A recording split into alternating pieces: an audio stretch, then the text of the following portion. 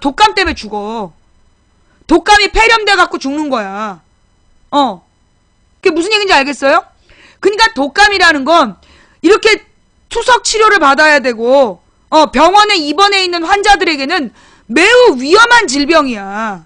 그래서 특히 병원에서 철저히 방역해야 되는 거야. 뭔가 원인 불명의 열 환자가 있으면 바로 격리를 해야 되는 거야. 그게 원칙이야. 근데 안 한 거야, 이번에. 그게 문제라고. 무슨 얘기인지 알겠어요? 그래서 독감은 우스운 병이 아니야. 노약자, 중환자나 노약자는 죽일 수 있는 병이야. 독감이. 그리고 메르스는 치료약이 없던데요? 모든 독감에 치료약이 없어. 왜? 그리고 그러니까 여러분 독감 백신 맞잖아요. 독감 예방접종. 그게 뭐냐? 작년에 돌았던 독감을 연구를 해서 이 작년에 돌았던 독감균을 죽이는 약이 독감 백신이야. 근데 올해는 다른 백신, 다른 독감이 와. 이 인플루엔자도 생물이기 때문에 생물이야. 무생물이 아니라 생물이야. 그래서 이 생물이 계속 변종을 해. 진화하는 거야. 모든 인플루엔자는 진화해요. 스스로 계속 진화를 해서 더 많은 숙주를 찾아서 자기 확대를 시키려고 그러는 거야. 그러니까 모든 인플루엔자는 치료약이 없고 계속 진화하는 거야. 그래서 그 인플루엔자가 지구가 멸망할 때까지 안 사라진단 말이 사실이야. 그러면 어떻게 해요? 메르스 걸리면 다 죽는데. 아니라고. 잘 들어. 메르스에 걸리면 다 죽나요? 지금 1870명이 격리됐다는데 저 사람들 다 죽나요? 아니라고. 저 사람들을 격리시킨 이유는 저 사람들이 돌아다니면서 혹시 중환자들한테 전염시킬까봐. 저 격리된 사람들은 환자가 아니야. 근데 저 사람들 몸에 묻어있는 균이 병약한 사람한테 묻으면 죽어. 그래서 이 사람들을 묶어두는 거야. 병자들한테 옮기지 못하도록. 그 건강한 사람은 메르스 걸려도 독감 앓고 지나가듯이 살아나는 거예요. 한마디로 10명 중에 1명만 죽고 현재 우리나라에서 그래 치사율 10%라고 쳤을 때 10명 중에 1명만 죽고 9명은 살아나는 거야. 이해가 돼? 이해가 돼요? 그러니까 메르스는 걸리면 치사율 40% 그게 거짓말이야. 나는 치사율 40%라고 발표한 언론들 그걸 날마다 반복적으로 방송한 언론들을 모니터링해서 나는 그 언론사를 나는 문 닫게 해야 된다고 봐요. 치사율 40%라는 말을 반복적으로 치사율 40%라는 말을 반복적으로 보충 설명 없이 계속 자막으로 쓰고 그 국민들에게 불안을 가중시킨 놈들이나 언론사를 문 닫게 해야 된다고 봐. 그게 공포팔이야. 치사율 40%는요 사우디아라비아 숫자야. 사우디아라비아에는 우리나라처럼 병원 의사가 많지가 않아. 사우디아라비아 대부분이 가난해. 석유 재벌 몇 명만 부자고 대부분이 가난해. 병원 치료를 못 받아서 죽은 숫자야. 900명 중에 400 몇 명이 1100명 중에 아니야 사우디아라비아는 900 몇 명이야. 900 몇 명 중에 400 몇 명이 죽은 이유가 치료를 못 받아서 죽은 거야. 거기 병원 의원이 없고 가난해서 그런 치사율이고 우리나라는 주민등록번호만 있으면 병원에서 치료받을 수 있잖아. 의료보험으로 다 병원비 90%를 나라에서 대주잖아. 우리나라에서 메르스에 걸려서 죽으면 그게 더 쇼킹한 거야. 지금 세계보건기구가 깜짝 놀랐어.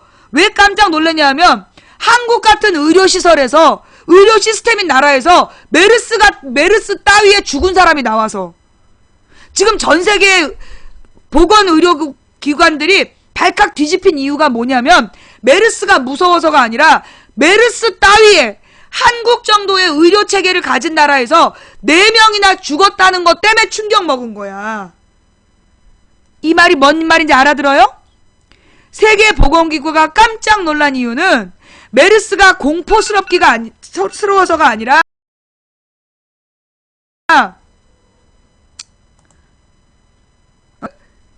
또 인터뷰를 해야 되니까 잠깐 또 끊을게요. 메르스가 공포스러워서 전세계 보건기구가 깜짝 놀란 게 아니라 여러분 우리나라 의료 체계가 여러분들 되게 비웃잖아요. 여러분 우리나라 의료 체계가 세계 3위 안에 드는 체계예요. 그거 몰랐죠?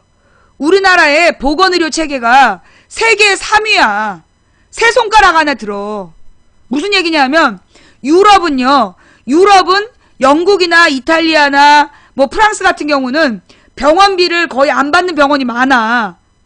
공짜 병원이 되게 많아. 그런 거에 비교하면 우리나라가 되게 안 좋아 보이잖아. 그런데 아니라고. 그런 영국이나 프랑스나 이탈리아 같은 경우는 공짜 병원인 대신에 기다리다 죽어. 환자는 너무 많고 병원 숫자가 작아서 기다리다 죽는 거야. 근데 우리나라는 병의원이 잘 돼 있기 때문에 거기다 특히나 이런 내과 질환 같은 경우는 나라에서 90%를 대주잖아. 의료보험으로. 건강보험으로 90%를 대주고 10%만 우리가 부담하면서 치료를 받을 수 있잖아. 그러면서 이렇게 좋은 의료시설에서 그런 나라가 세계에서 드물어요. 그래서 우리나라의 국민건강보험제도가 세계 최고야. 국민건강보험제도는 세계 최고. 우리나라의 의료 시스템은 세계 3위. 시스템이.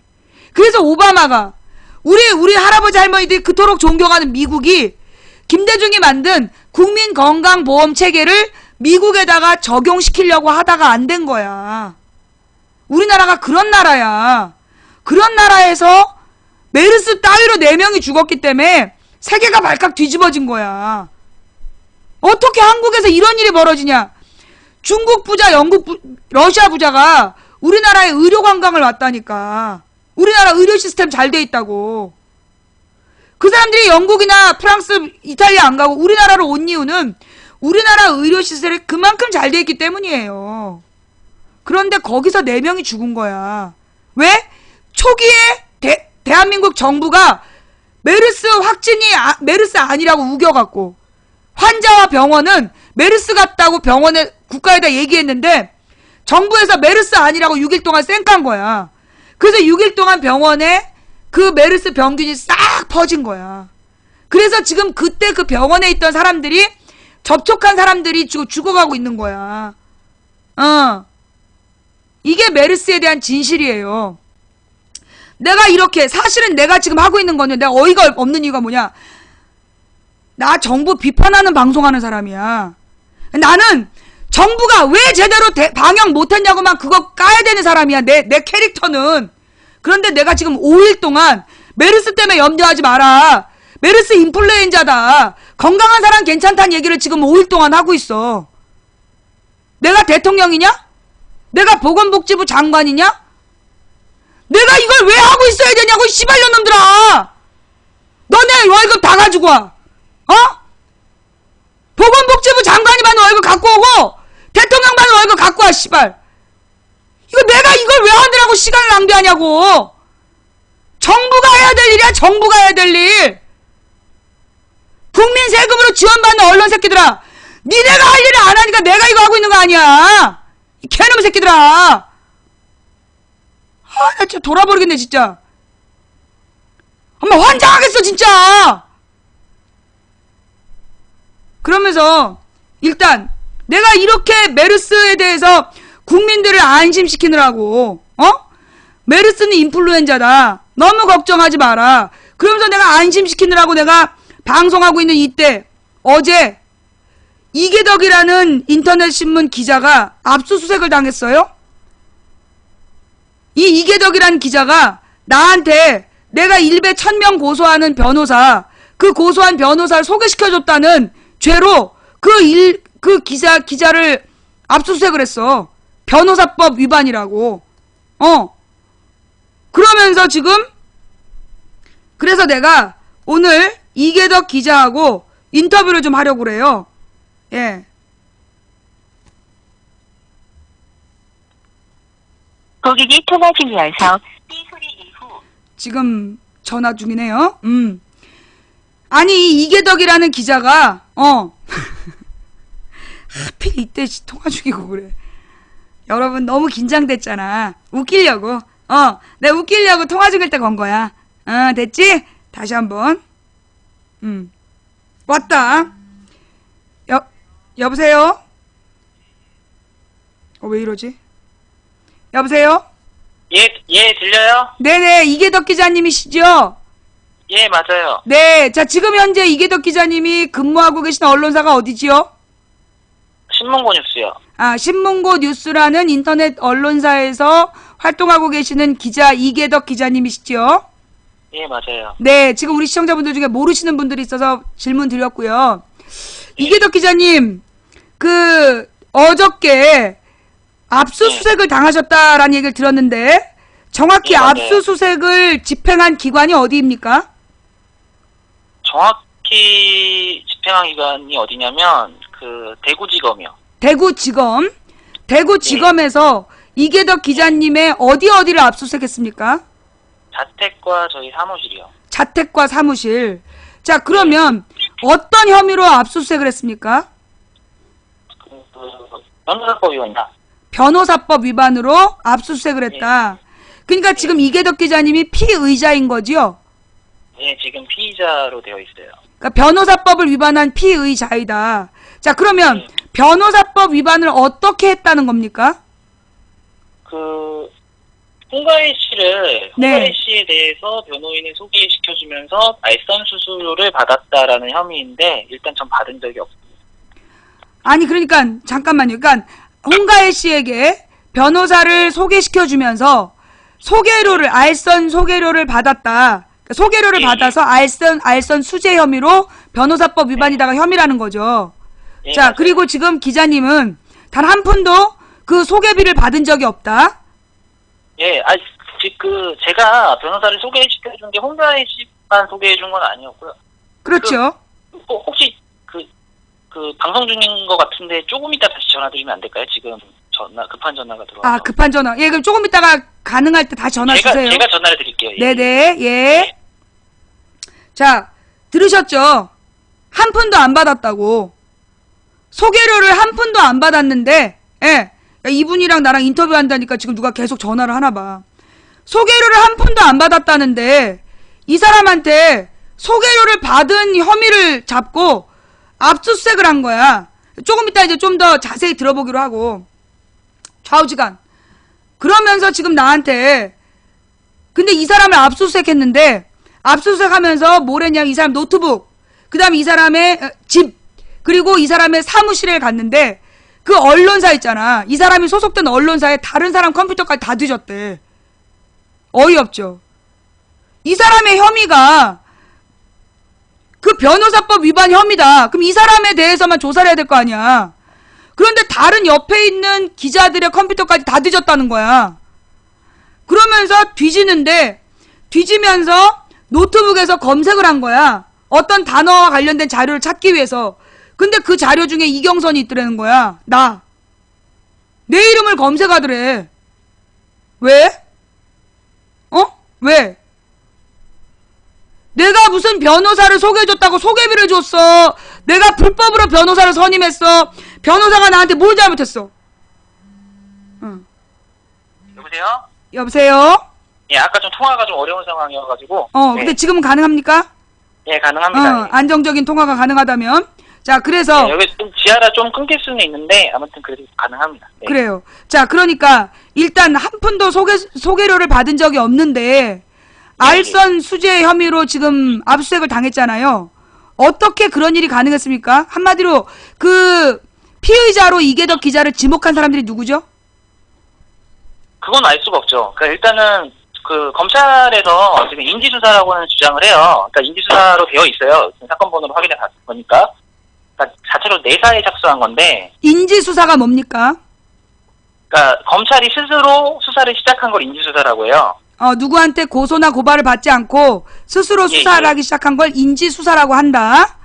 예, 검찰이 직접 대구지검에서 인지수사를 하는데, 이제 수사 시점은 3월 달에 이제 홍가희 씨 관련해서 대검의 고소남용 대책 관련해서 이제 나오기 시작하면서 수사를 하기 시작한 것 같고요. 네. 왜냐하면 이제 4월 달쯤에 이제 네이버에 카페가 하나 만들어져 있어요. 사법 피해자 공동 대응 카페라고. 네. 강모 씨, 울산에 사는 강모 씨가 만든 카페인데. 울산에 사는 강모 씨가 만든 네이버 카페가 있다. 카페인데, 일단 그 카페 주인장을 잠깐 설명을 드리면. 네. 저에 대한 비방글을 2011년도부터 계속 올려오셨던 분이에요. 거의 수백 건 가까이. 네. 그래서 지난해에 이제 제 건과 이제 이재명 성남시장, 김광진 의원, 유해수 선생님, 최민희 의원 등 이렇게 되게 여러 사람의 고소가 들어갔고, 그래서 이분이 이제 처벌을 받으셨어요. 여보세요? 네네. 예, 처벌을 받으셨고 판결도 나온 상황이고 항소했지만 항소심도 이제 기각이 됐고요. 어떤 처벌을 받았죠? 그러니까 형에 대해서는 구체적으로 얘기하는 게 적절하진 않은 것 같은데. 그래요. 어쨌든 하여튼 이제 유죄 판결이 1심, 2심에서 예, 예. 나왔다. 그러니까 유죄 판결이 받았고 민사상 손해배상에서도 이제 좀 많은 금액을 배상하라라고 판단을 받았어요. 몇백만 원 정도 이렇게 판단을 받았던 사람인데 예. 이제 지금 그 이후에 이제 보호관찰부터 그러니까 보호관찰부터 이제 뭐 그런 것들이 다 있었어요. 네. 다 있음에도 불구하고 여전히 비방글을 올리고 있는 분인데, 네. 뭐 이분 같은 합의를 시도한 적도 없고 합의하겠다고 연락한 적도 없었거든요. 그 전에 네. 이제 사과하면 취하해주겠다라는 정도의 연락을 한번 시도했지만 사과를 안 받아주셨고요, 이분께서. 네. 예, 사과를 안 하겠다고 하셨던 분이고 계속 비방글을 올렸던 분이었기 때문에 끝까지 갔던 분이에요. 잠깐만요. 그러니까 그러니까 사과하면 고소를 취하해 주겠다라는 고소 취하 주체는 이계덕 기자였던 거죠? 예, 제가 취하해주겠다고 했었던 거죠. 근데 그 그럼에도 돈을 불구하고- 요구한 건 아니었고. 네, 돈 요구한 적 없고요. 네. 트위터상에 있을 때 저한테 사과만 하면 취하를 해주겠다. 그리고 음. 보수단체 쪽 관련 중정에 아는 분이 계셔가지고 그 아는 분이 연락을 하셔가지고 중재를 해주려고도 했었어요. 네. 이계덕 기자가 고소 취하해주겠다는데 사과할 의사가 있냐고. 예. 근데 이분께서는 사과할 의사가 없다는 거예요. 네, 그래서 끝까지 가게 된 거고 결국에는 그렇게 징역형까지 나오신 분인데. 징역형이 나왔어요? 징역형이 집행유예형이요. 아. 결국에 제가 얘기를 해버렸네요. 뭐 문제될 건 없을 것 같긴 하지만 실명이 거론이 안 됐기 때문에. 네. 근데 이분이 이제 홍관일 씨의 고소난발 대응책이라는 어떤 그 보도가 나오고 나서 갑자기 이분은 홍관일 씨랑 상관없는 분이에요. 그리고 최규호 변호사한테 사건을 수임한 사건도 아니에요. 근데도 불구하고 마치 자신도 그런 뭐 합의금을 요구받은 것처럼. 예. 그래서 합의금 요구 남발, 최규호, 홍가의 이계덕의 기획소송이라는 글을 써가면서 네이버 블로그 카페에 올리고, 이제 여기에 대한 사법 피해자를 모으겠다면서 카페를 만들었어요. 거기 한 60명 정도가 지금 가입되어 있고. 근데 그 카페에 보면, 제가 글을 전부 읽을 수는 없지만, 4월 12일자로 네. 대구지검에서 조사를 받고 왔다라는 글이 올라와 있고, 네. 그리고 이분께서 그 4월 달에 대구지검에 간다. 그리고 관련해서 이거는 보수 네티즌 죽이기다. 라는 식의 글을 올리면서 이제 최규호에 대한 내사가 있을 것이다. 최규호 이계덕에 대한 내사가 있을 것이다. 네. 라고 암시하는 글을 올렸어요. 그래서 이 사람은 고발장을 제출했다고 하길래 확인을 해보려고 했지만 확인할 방법이 없어가지고 일단 기다려보자 하면은 어차피 소환조사를 하겠지라고 생각하고 있었기 때문에 그걸 준비하고 있었는데 말도 안 되는 주장이었기 때문에 그런 상황에서 지금 이게 들어온 거예요. 그래서 저는 압수수색이 들어온 거예요. 그런 상황인 거죠. 처음 질문이 뭐였죠? 여기까지 됐고요. 예. 네, 자, 그렇다면 지금 압수수색을 이제 집과 자택과 사무실로 했다 그랬는데 그 사무실에서 이계덕 기자의 노트북뿐만이 아니라 주변 다른 사람들의 노트북도 압수수색을 했다. 맞습니까? 예, 맞습니다. 물론 이제 영장에는 신문고뉴스 사무실과 자택이 다 기록이 되어 있어요. 네. 자택에 다 기록이 되어 있는데 제가 궁금한 거는 사건과 관련 있는 사람들의 것만 해야 되고 그게 언론사라면 조금 더 신중해야 된다고 저는 생각을 하거든요. 예. 왜냐하면 언론사는 명백히 취재원 보호의 원칙도 있는 것이고 취재 과정에서 외부에 공개되지 않는 밝히지 말아야 될 것들도 있을 것이고 당연히 또 대한 언론이다 보니까 권력의 비판적인 제보라던가 그런 제보들도 다 있을 것인데 이 노트북 자체가 노트북의 데이터만 압수했다고 하더라도 그 데이터에 몇 가지 키워드만 한정했다고 하더라도 사실은 그 키워드에 들어가 있는 내용들이 민감한 정보일 수도 있는 거거든요. 검찰이나 이쪽이 수사기관에 들어가서는 안 되는 정보가 있을 수 있는 거거든요. 그렇죠. 예, 근데 그런 정보들이 있는 검에도 불구하고 사실 압수수색 영장을 그렇게 내줬다는 것 자체도 사실 저는 적절하지 않은 것 같고요. 네. 그리고 그 압수수색 영장 내용에 사실은 그 세월호라는 단어가 들어가 있는데 그 세월호라는 단어가 들어간 것도 사실은 좀 말이 안 된다고 생각해요. 그 영장 내용에 세월호라는 단어가 있었고 그럼 그 영장 내용에 이경선이라는 이름도 있었습니까? 예, 있었습니다. 이경선 TG라는 이름도 있었고 그 외에 병역거부자라는 내용도 있었고 뭐 고소를 많이 한 사람들 이름이 같이 다 들어가 있다고요? 그러니까 제가 고소를 많이 한 사람 이름이라서 들어간 건지 다른 이유는 없는 건지.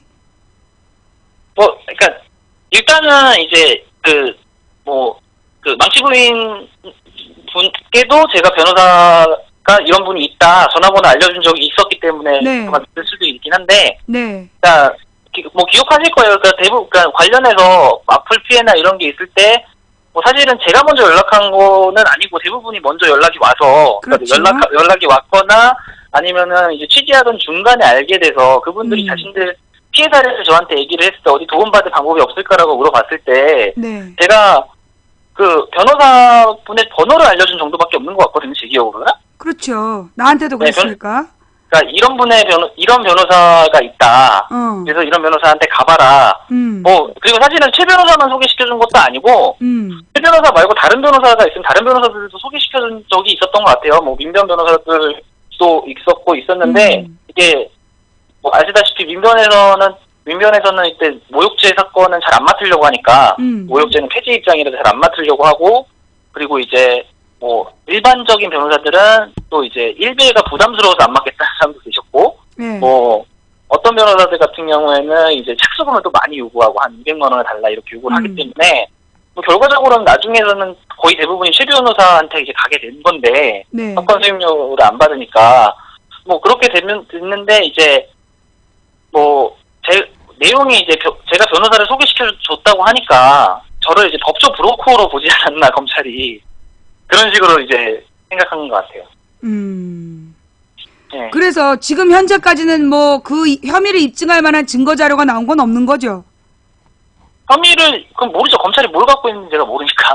근데 일단은 네. 혐의를 입증할 수 있는 증거라는 게 없는, 혐의 자체는 뭐 의심을 할 수 있으니까 의심을 할 수 있다고 생각을 하는데, 네. 제가 돈을 받은 사실이 없기 때문에 네. 무죄가 나와야 당연한 거고요. 네. 사실은 기소가 되어서도 안 되는 것이고요.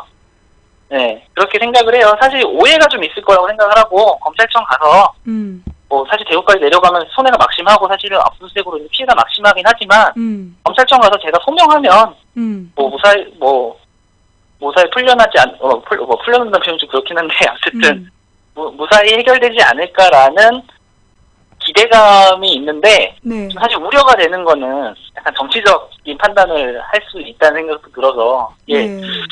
코에 걸면 코걸이, 귀에 걸면 귀걸이라는 말 있잖아요. 그렇죠. 그러니까 이게 지금 그 최 변호사의 사무실에서 그 가해자하고 합의를 주선해서 그 가해자로부터 합의금을 받아 일부를 이계덕 기자님한테 입금한 내용이 있잖아요.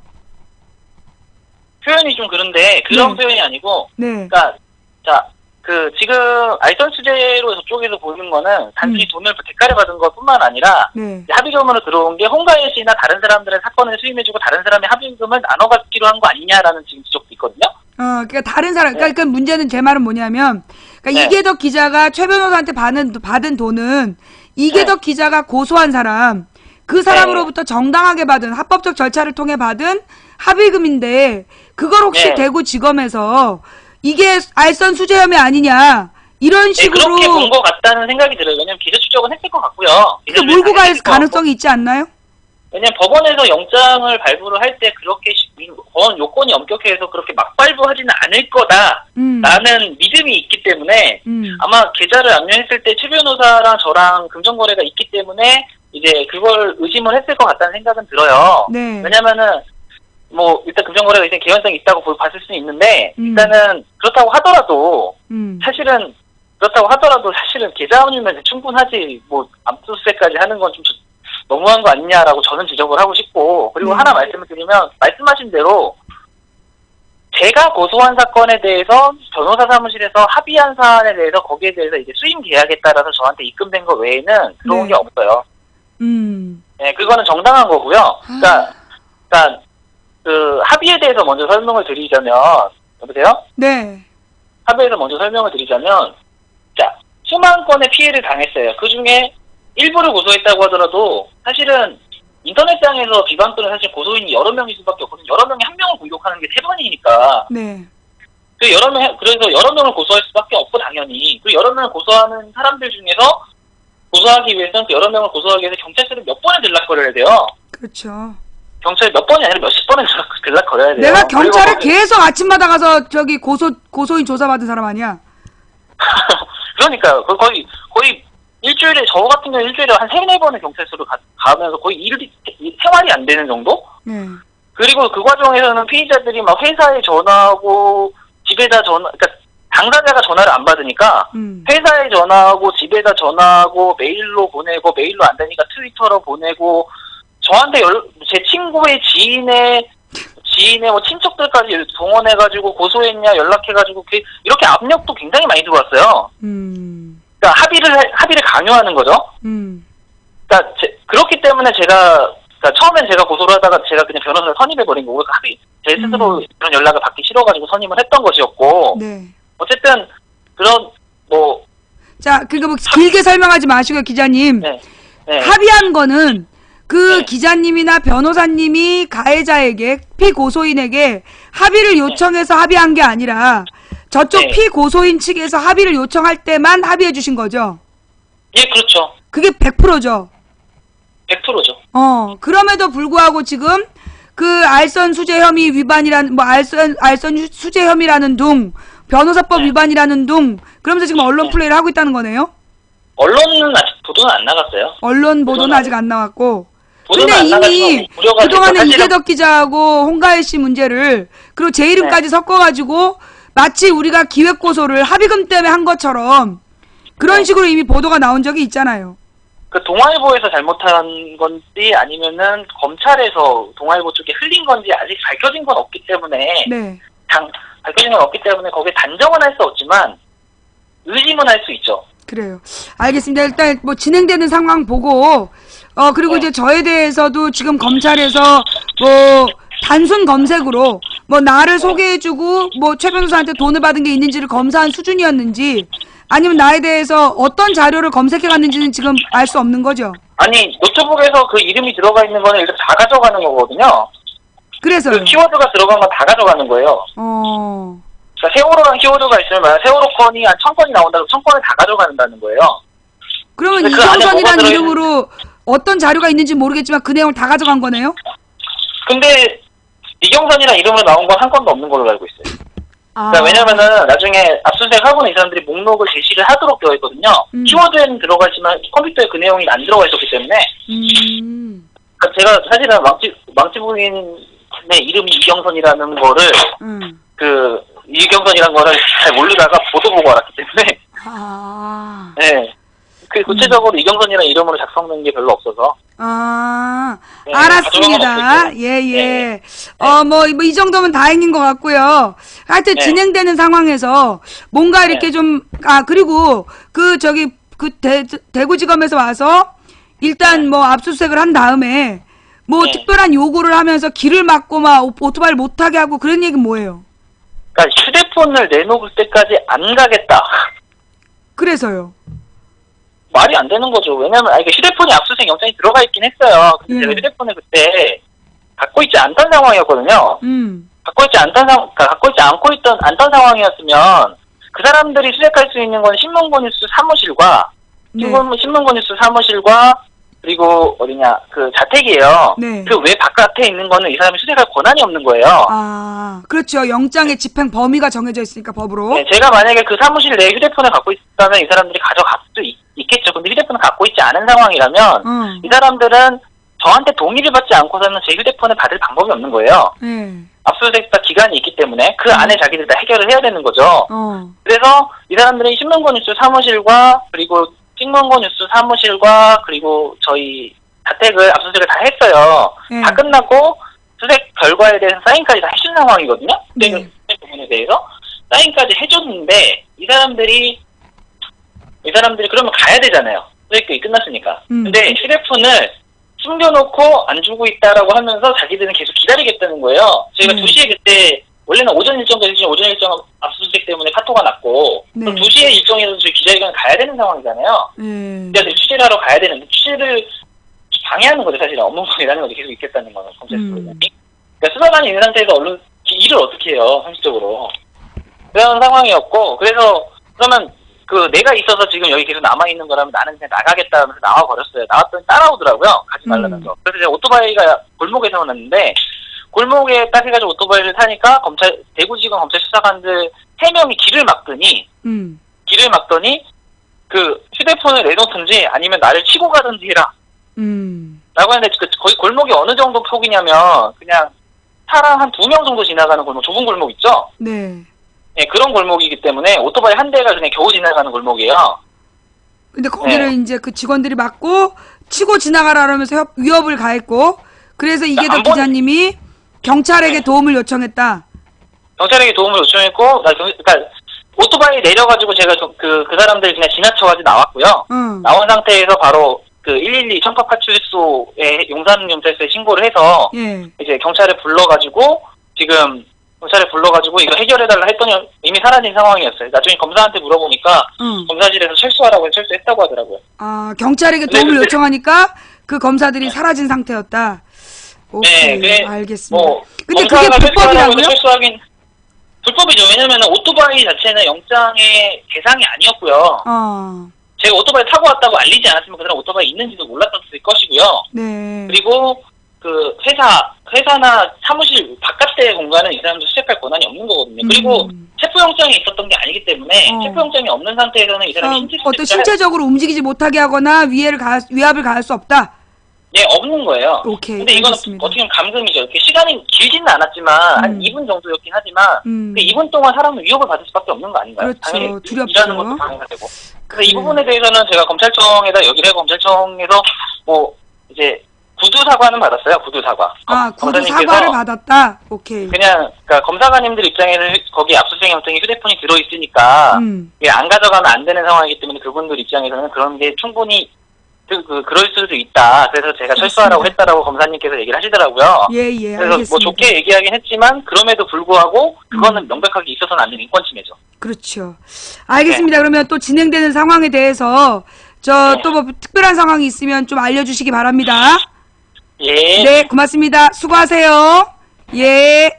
자, 이렇게 해서 그러니까 이계덕 기자 컴퓨터에서 이경선을 쳤는데 내 이름을 이계덕 기자가 몰라가지고 망치 부인은 아는데 이경선을 몰라가지고 자료가 없었대 한 건도.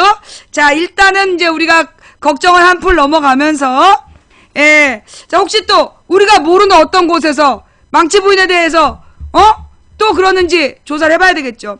자, 이제 드디어 박원순 얘기할 때가 됐어. 자, 그 박원순 이야기에 들어갈게요. 예. 자, 이렇게 해서 이제 중동 낙타 독감 이야기 했고요. 자, 써머리.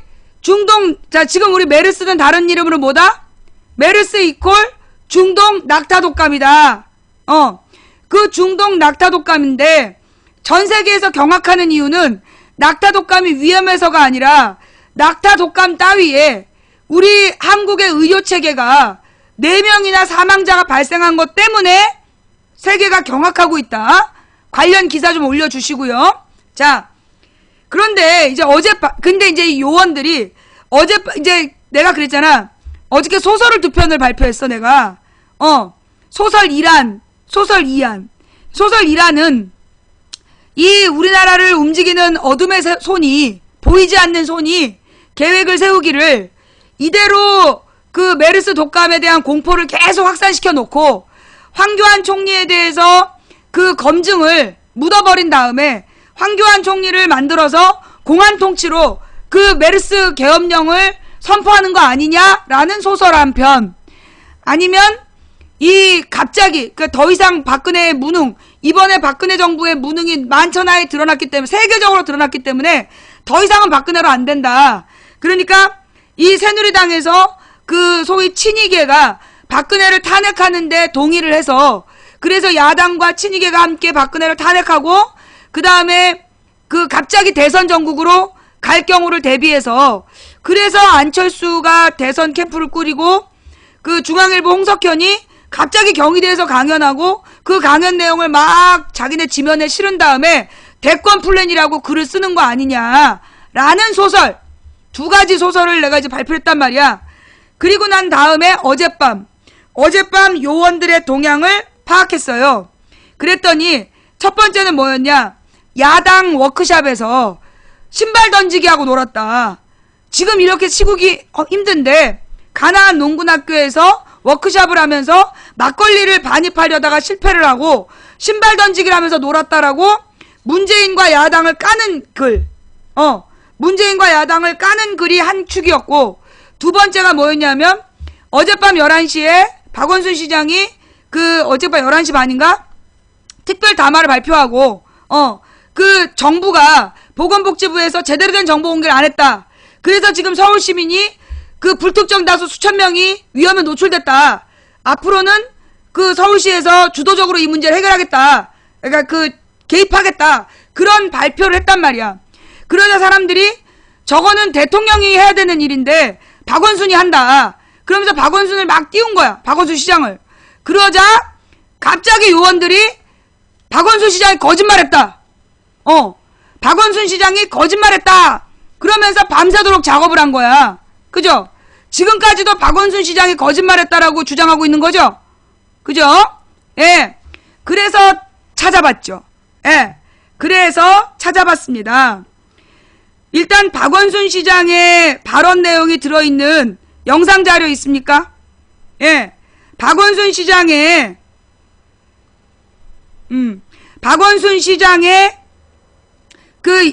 발표 내용, 발표하는 영상 자료가 있으면 좀 보내주세요. 예. 박원순 시장의, 예, 발언 영상을 좀 갖고 와 주시고요. 내가 일단 파악한 내용을 설명할게. 일단 박원순 시장이 어제 발표한 핵심 내용은 뭐냐 하면, 그 메르스 확진 환자가 의사인데, 삼성의료원 의사인데, 이 사람이 그 미세한 증상이 있는 상태에서 지난 주말에 약 2,500명의 불특정 다수와 접촉을 했다. 라는 발언까지는 한 거죠. 그죠? 그러면서 그리고 나서 31일에 증상이 악화돼서 격리 치료됐다. 까지 얘기를 한 거야. 그죠? 그러자 이 의사가 반론을 한 거야. 자기가 그 증상을 알고 나서 2,500명을 만났다는 박원순 시장의 발표가 거짓이다. 예. 자, 우리 정확하게 한번 발언 영상을 한번 살펴봅시다.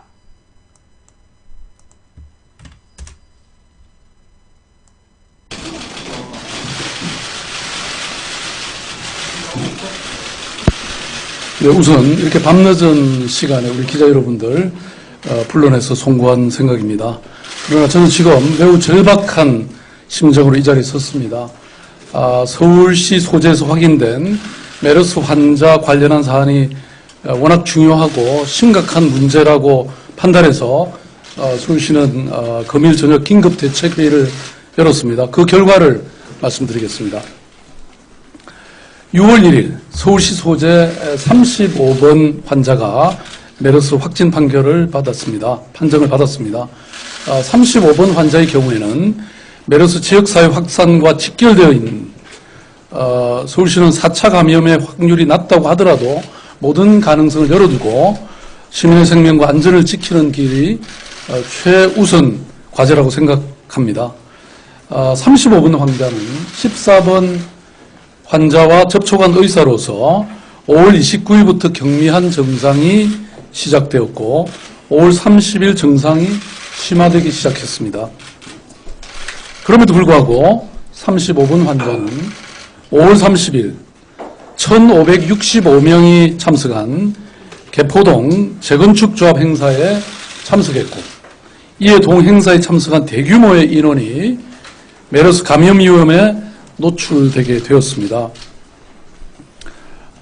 좀 이따 좀 더 자세한 정보를 제공해 드리겠습니다만 이 35번 환자는 이틀 동안 여러 곳에서 이 동선이 확인이 됐고 그것은 그만큼 전파, 감염의 가능성이 높아졌다는 것을 의미합니다. 35번 환자는 5월 30일이 되어서야 시설 격리 조치되었고 6월 1일 메르스 확진 판정을 받았습니다. 메르스 관련 서울시 담당 공무원이 6월 3일 늦은 오후에 개최된 보건복지부 주관 대책회의에 참석하는 과정에서 자체적으로 인지하게 된 사실입니다. 다시 말씀드리면 서울시는 이런 엄중한 상황에 대해서 정보를 공유받지 못했습니다. 서울시는 1565명의 메르스, 아마도 실제로는 훨씬 더 많은 사람들이 바로 메르스 위험에 노출된 시민들이라고 생각하고 이들에게 해당 사실을 알리고 추가적인 메르스 확산을 막기 위해서 보건복지부 및 질병관리본부 등의 사실공표 및 대책 마련을 지속적으로 오늘 하루 요청을 했습니다. 6월 4일 오전부터 보건복지부 담당 국장에게 유선으로 연락을 취했으나 연결이 어려워서 소관 과장 및 사무관 등에게 위험사실 공개 및 조속한 대책 마련을 요구했습니다.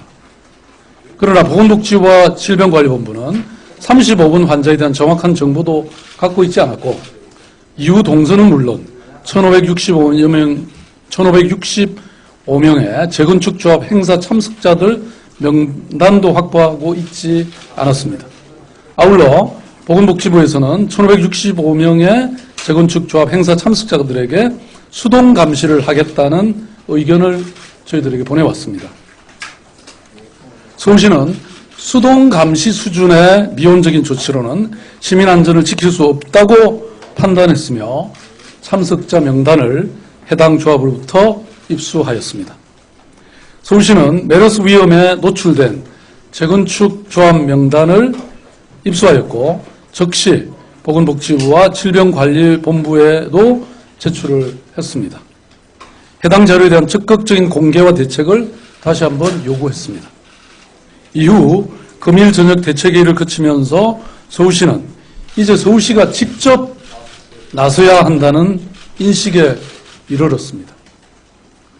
자체적으로 해당 사실을 시민 본인에게 개별 통보하고 확산 방지를 위해서 스스로 자택에 머물러 줄 것을 요청할 것입니다. 이 작업은 바로 오늘 저녁에 시작이 됐습니다. 또한 본인도 인지 못한 상황에서 메르스 위험에 노출되었을 가능성이 있는 일반 시민들의 건강과 안전을 위해서 35번 환자의 5월 30일 이후에 이동 동선을 지도화해서 가장 빠른 시간 안에 공개할 생각입니다. 더불어 자발적인 자택격리 역시 메르스 확산 방지를 위해 충분한 조치가 아닌 바 서울시민의 생명과 안전을 보호하기 위해서 1565명 위험군 전원에 대해서 잠복기 동안 외부 출입이 강제적으로 제한되는 자택격리 실시를 검토하고 있습니다. 앞으로 서울시는 이 모든 과정에서 정보를 실시간대로 공유하겠습니다. 서울시는 이제 시민의 안전과 생명을 지키고 시민의 삶을 보호하는 길에 서울시가 직접 나설 것입니다. 서울시의 모든 행정력을 총동원해서 메르스의 확산 방지와 시민의 안전을 지키는 길에 집중해 나갈 것입니다. 서울시 자체적으로 더 강력한 대책을 세워나갈 것입니다. 이 시간 이후부터는 제가 직접 대책본부장으로 진두지휘에 나가겠습니다. 시민 여러분, 함께 힘을 모아주십시오. 우리는 위기 상황일수록 서로 함께 힘을 모아온 저력이 있습니다. 메르스가 아무리 우리의 삶을 위협할지라도 우리가 함께 힘을 모은다면 극복하지 못할 것도 없다고 저는 확신합니다. 메르스의 급속한 확산을 막고 함께 위기를 극복해 나가는 일에 모두 함께 힘을 모아 나갑시다. 서울시도 최선을 다할 것을 다시 한번 약속드립니다. 감사합니다.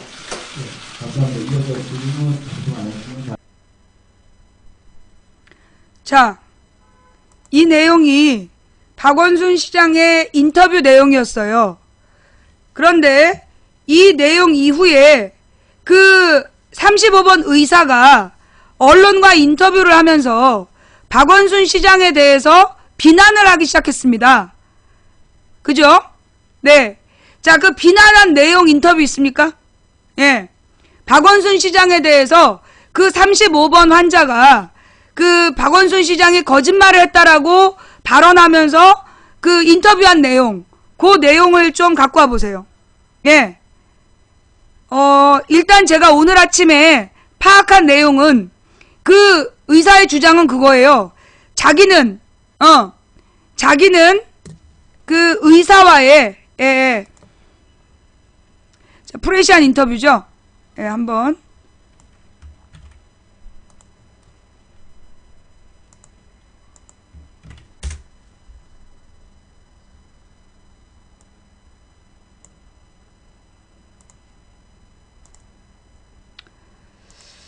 (1,500명에게) 메르스? 난 무개념 아니다. 이게 무슨 얘기예요? 박원순 시장이 틀렸다. 4일 밤 박원순 시장은 메르스 확진 판정을 받은 삼성 서울병원 의사 A씨가 시민 1,500여 명과 직간접으로 접촉했다고 밝혔다. 하지만 의사 A씨는 프레시안과의 인터뷰에서 박원순 시장의 기자회견 내용에 대해 문제 삼았다.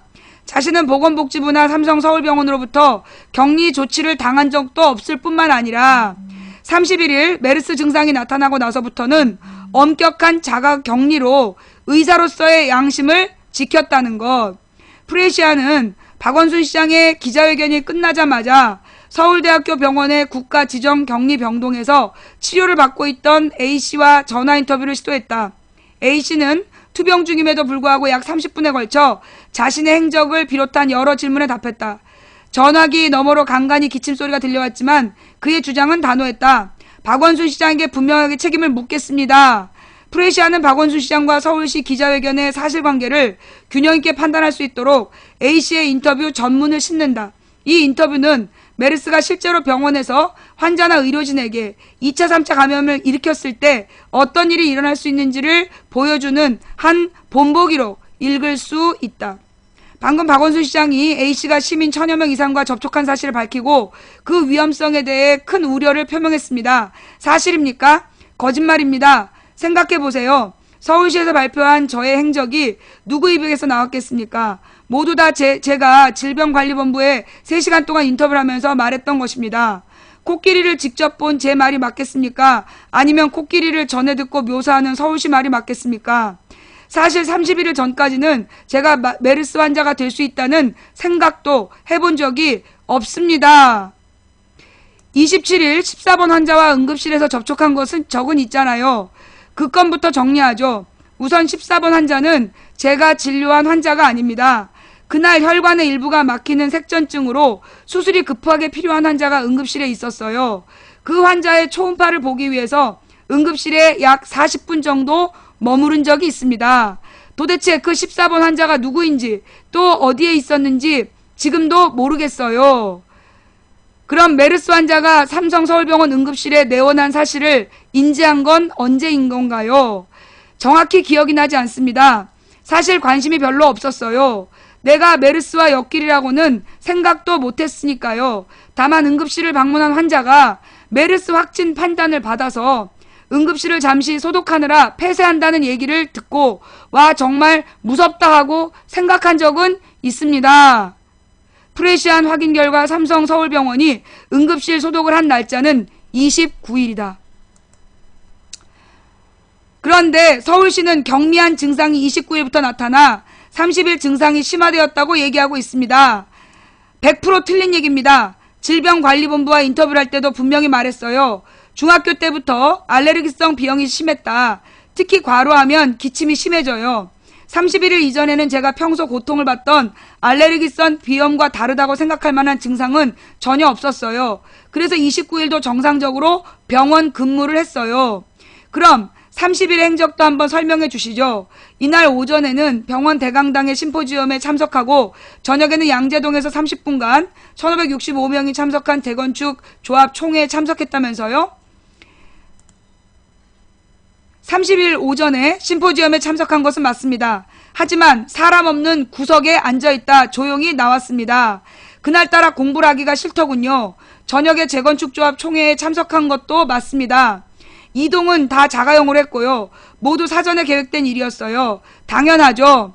그때만 하더라도 메르스 감염 사실을 꿈에도 생각하지 못했으니까요. 그럼 메르스 감염 가능성을 처음으로 떠올린 건 언제입니까? 31일 아침입니다. 아침에 회진을 도는데 27일 응급실에서 진료했던 색전증 환자가 메르스 확진 환자와 접촉했다는 이유로 격리 대상이 되어 있더군요.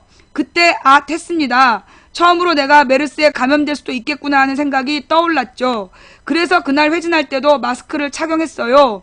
이건 동료 의사들이 증언해 줄 수 있습니다. 그럼 본격적으로 메르스 증상이 나타나기 시작한 건 언제입니까? 그날 아침부터 가래가 나오기 시작하더라고요.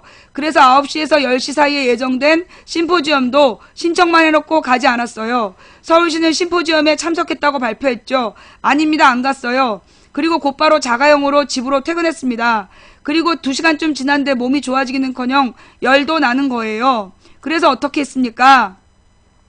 삼성 서울병원의 질병관리실에 전화했죠. 담당자에게 메르스 감염 가능성을 언급했더니 그럴 리 없다고 하더군요. 그래서 내가 그렇게 생각하는 이유와 증상을 설명했습니다. 1시간쯤 후에 다시 담당자가 전화를 해서 보건소에 즉각 연락하라고 권고하더군요.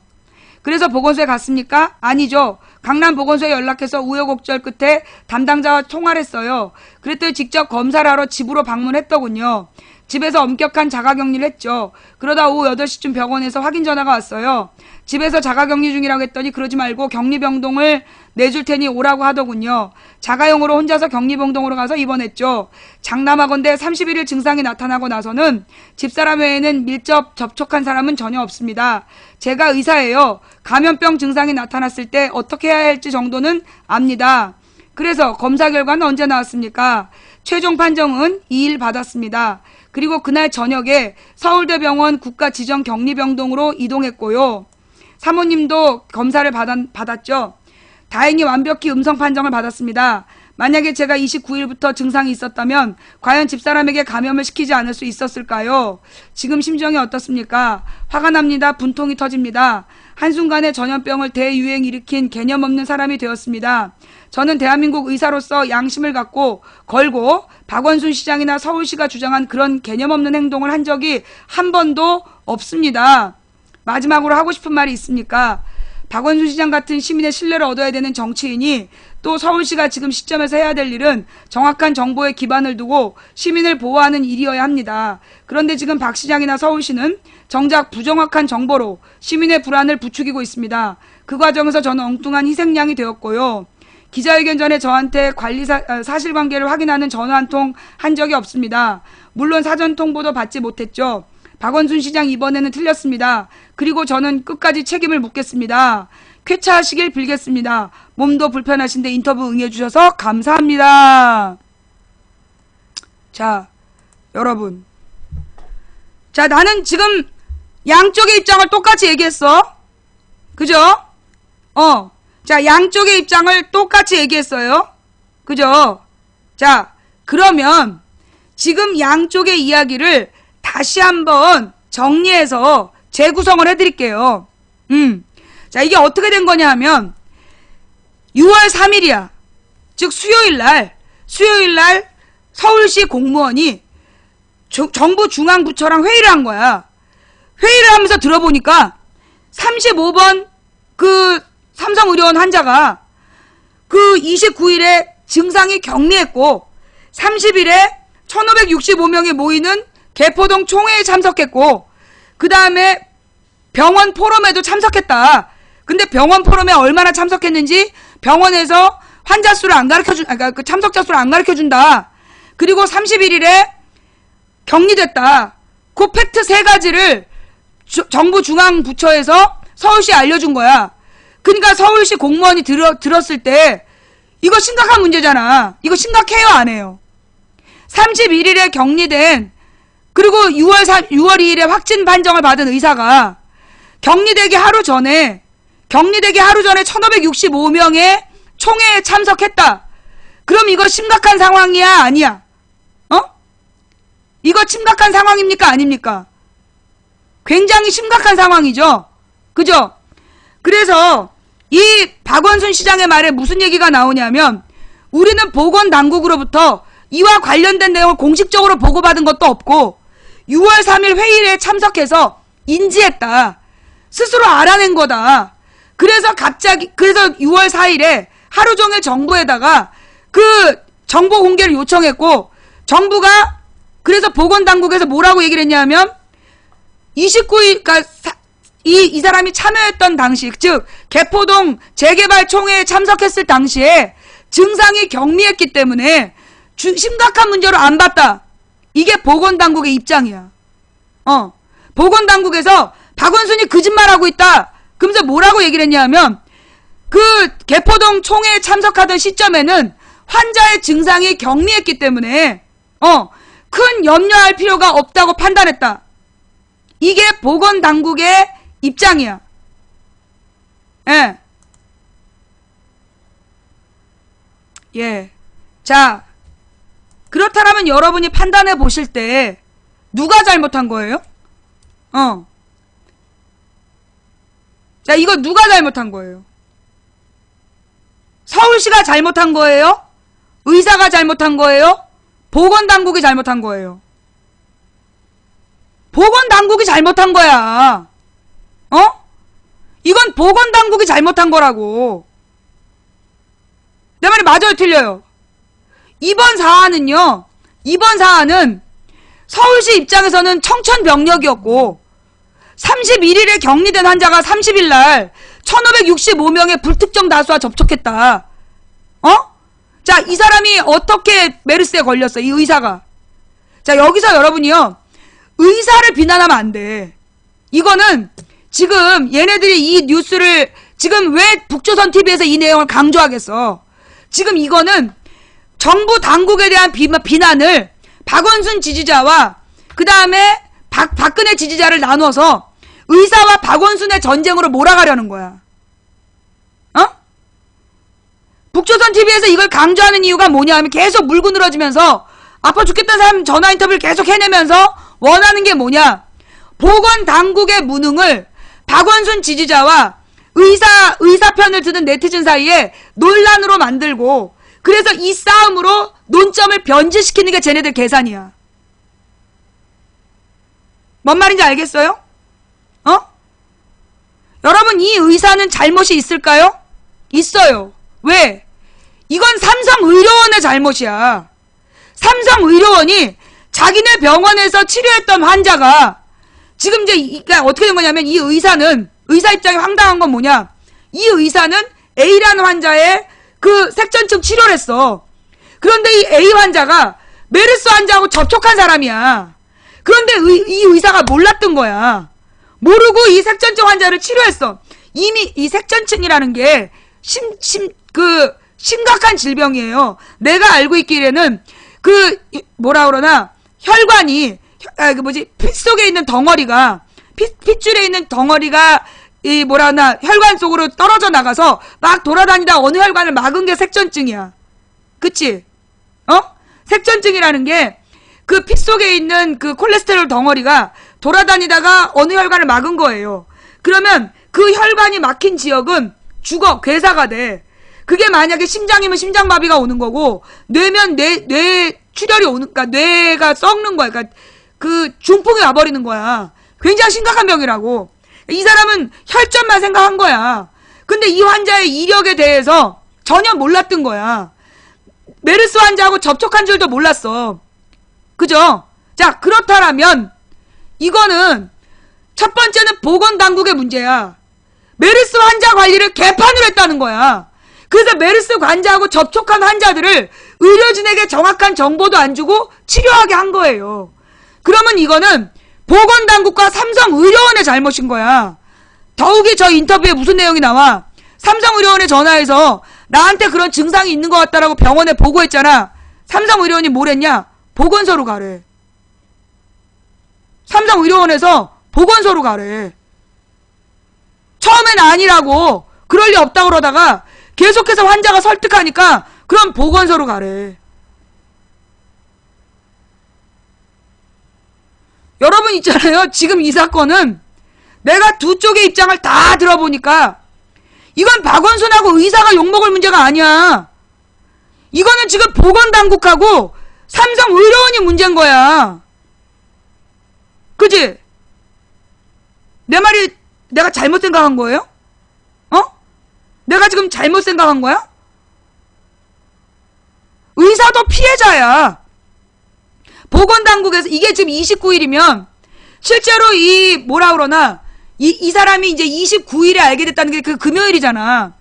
금요일까지는 이 메르스가 그렇게 큰 문제가 아니었어. 메르스가 그렇게 큰 문제가 아니었고 29일에 가서야 병원에서 앓은 거야. 내 말이 맞지? 망치 부인 말이 맞다. 엄지손가락. 망치 부인의 말이 맞다. 엄지손가락. 이건 박원순하고 시장이 의사가 싸우는 문제가 아니라고. 근데 왜 박원순 편 의사 편으로 나와서 싸우는 척을 해? 너네 누구야? 이거 지금 보건당국에서 메르스 환자에 대해서 전혀 조치하지 못했던 거, 통제하지 못했던 게 원인이었고, 삼성의료원도 정부 당국의 피해자야. 정부가 안 가르쳐주니까 메르스 환자인지 몰랐어. 그래서 환자들의 접촉이 있었고, 그 접촉한 환자를 의사가 치료했고, 그 과정에서 전염이 된 거야. 모두가 피해자예요. 그런데 이걸 갖다가 박원순이 거짓말했다? 무슨 거짓말했는데? 박원순이 무슨 거짓말했어? 31일에 격리된 환자가 30일날 30일날 1565명의 불특정 다수하고 접촉했다. 이게 거짓말이야? 사실이잖아. 그 총회 참석했어 안 했어? 했잖아. 병원 포럼에도 참석했잖아. 그러면 박원순이 뭘 거짓말했냐고. 증상이 경미해서 참석했다. 아니 박원순이 의사를 비난했냐? 아니 여러분 나만 못 들은 거예요? 박원순 인터뷰에서 의사가 무개념 의사다라고 얘기했어요?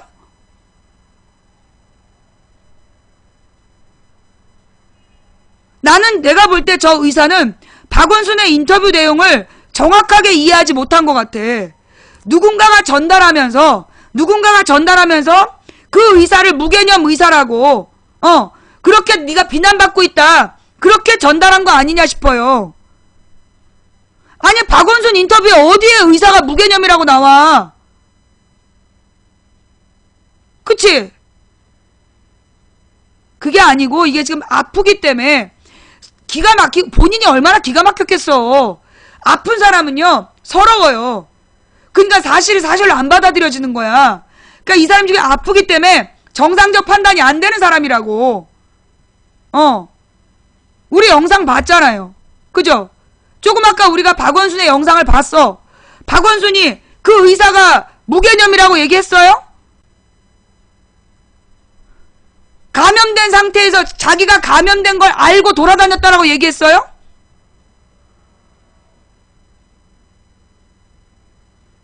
얘기해봐봐. 지금 그 영상 찾아봐봐. 박원순이 본인이 메르스 환자인 걸 인지하고도 돌아다녔다 이렇게 얘기했어요? 그런 말 없잖아. 내 말이 맞지? 와, 내가 이렇게 이제 논리적으로 설명하니까 시끄러 씨발려나 속상한가 봐. 어저께부터 하루 종일 작업했는데 내가 이렇게 논리적으로 반론해주니까 속상해 죽겠지? 그래, 네 심정을 알겠어. 자, 이게 무슨 얘기냐면요. 이게 박원순 시장이 그 의사는 그러는 거야. 자기한테 직접 전화해서 물어보지 않았다. 박원순 시장이 뭐라 그랬어요? 정부의 회의 내용을 보고 서울시 공무원이 알아낸 내용이다. 그런데 지금 이 내용이 사실로 확인이 됐다. 그래서 사실만 얘기한 거잖아. 29일에 격리했다. 의사 말이 뭐라 그랬어? 자기는 그냥 일반적인 비염으로만 느꼈다.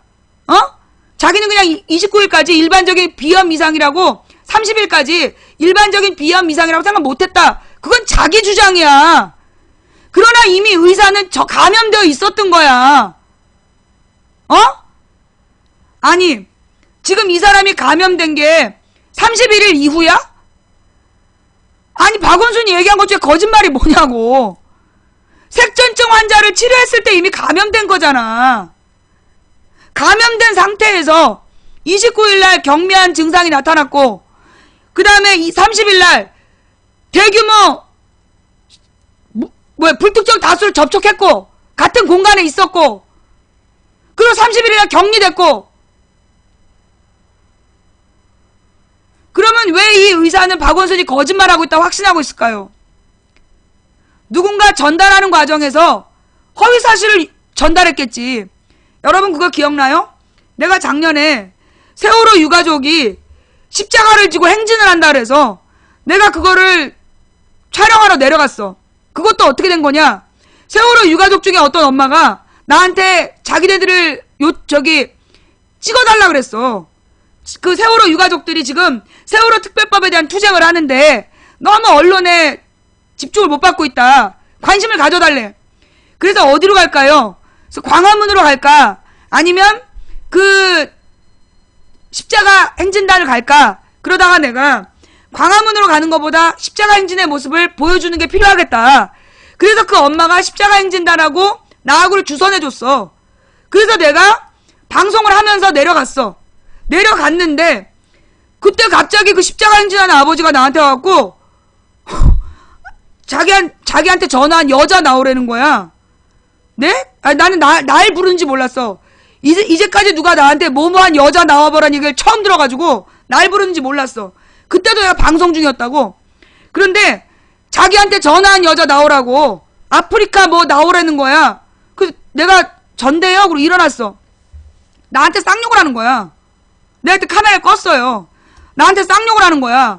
자기가 언제 아프리카 TV에다가 자기 찍어달라고 요청했냐고.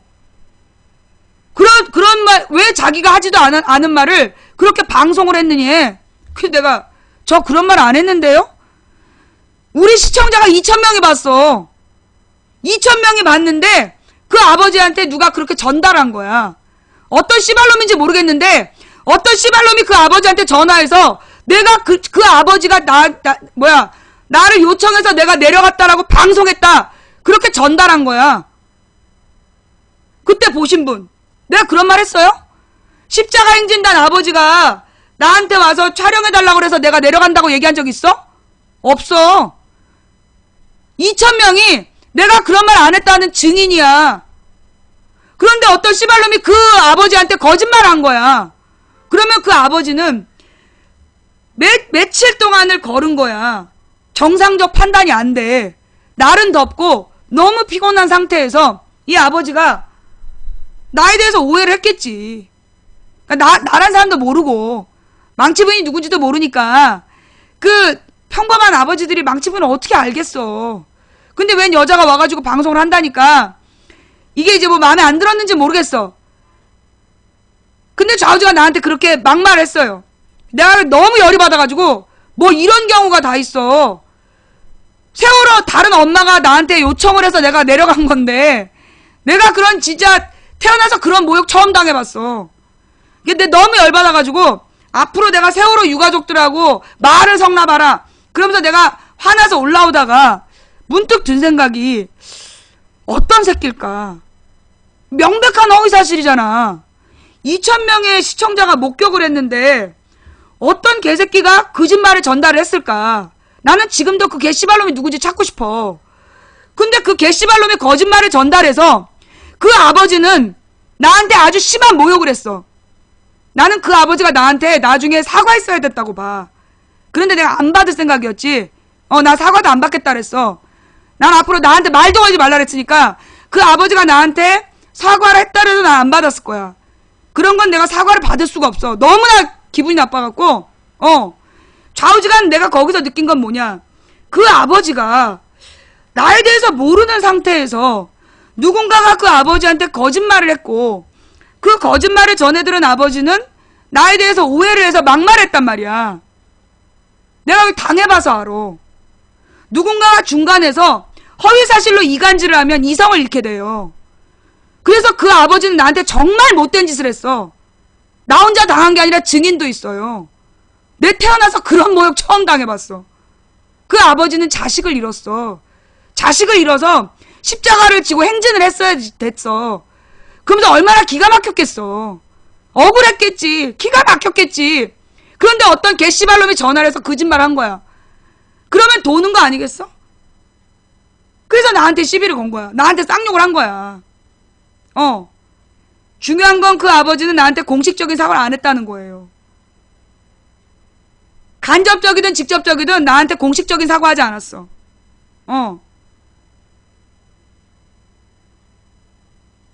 그럼에도 불구하고 내가 그 뒤로도 계속 세월호 문제에 관심을 가졌던 건 그날 내가 너무 열받아가지고 올라오는데 문득 든 생각이 있었어. 어떤 새끼가 이간질을 했을까? 그러면 이간질한 이유가 뭘까? 2,000명의 시청자가 보고 있는데 왜 그 새끼는 이간질을 했을까? 그렇다면 그건 우리 시청자들이 세월호 유가족에 대해서 분노하게 하려는 게 목적이구나. 그걸 느낀 거야. 아니 왜냐하면 그 상황에서 어떤 놈들이 계속 세월호 유가족이 귀족이냐. 그때 기억나요? 그날 내가 마음을 바꾸고 그 개무시를 당한 다음에도 광화문에 가서 방송했잖아. 그 이유가 뭐냐? 채팅창에 일제히 유가족을 욕하는 글이 올라오는 거야. 작년에 2,000명이 지켜봤어. 내가 오늘 그거 방송 못하고 나 올라간다. 그 아버지가 오해를 해서 내가 지금 올라가게 됐다 그랬더니 유세를 부린다고. 세월호 유가족이 유세를 부린다고 막 욕이 올라오는 거야. 그래서 내가 깨달았지. 이거 지금 세월호 유가족에 대해서 우리 시청자들이 분노하게 하려고, 화나게 하려고 그때 보신 분, 내가 그렇게 얘기하자 일제히 세월호 유가족을 욕했잖아. 그때 기억나지? 그래서 내가 이 새끼들이 노린 게 이거구나. 그 완전히 멘탈이 붕괴된 아버지한테 거짓말을 해서 이 개같은 새끼들이 노린 게 세월호 유가족에 대한 국민들의 분노를 노린 거구나. 그래서 내가 속이 찢어지는데 내가 심장에다 칼질을 하고 소금을 뿌린 것처럼 아팠어. 광화문 갔잖아. 광화문 가가지고 세월호 특별법의 진실, 내가 처음으로 그때 방송을 한 거야. 내 속은 완전 뒤집어져가지고 내가 그때 유민 아빠를 봤어. 본 척도 안 했어. 내가 너무나 화가 나가지고 세월호 유가족이랑 치가 떨린 상황이었지만 이거는 세월호 유가족들과 나를 이간질시키려는 거다. 그러니 내가 참아야 된다. 그러면서 내가 거기서 세월호 특별법의 진실이 뭔지를 목이 터져라 방송을 한 거야. 그리고 돌아와서 병이 나가지고 방송 며칠 못했잖아. 화병 나가지고. 그들이 노린 게 그거예요. 지금 얘네들이 이 의사한테 왜 거짓말을 했겠어? 지금 박원순이 얘기한 거는 팩트만이야. 29일에 미세한 증상이 있었다. 30일 날 1565명 모임에 참석했다. 31일 날 격리됐다. 이미 감염된 상태였다. 팩트를 얘기한 거야. 그런데 의사가 펄펄 뛰면서 거짓말하고 있다. 책임을 묻겠다. 누군가 의사에게 거짓말한 거야. 그래서 의사를 통해서 계속해서 박원순을 비난하게 시키는 거야. 뭘 노리는 건데? 의사의 말을 듣고 박원순을 비난하고 싶은 놈들에게 명분을 주는 거야. 자, 여기서 기가 막힌 얘기 하나 할게요. 제가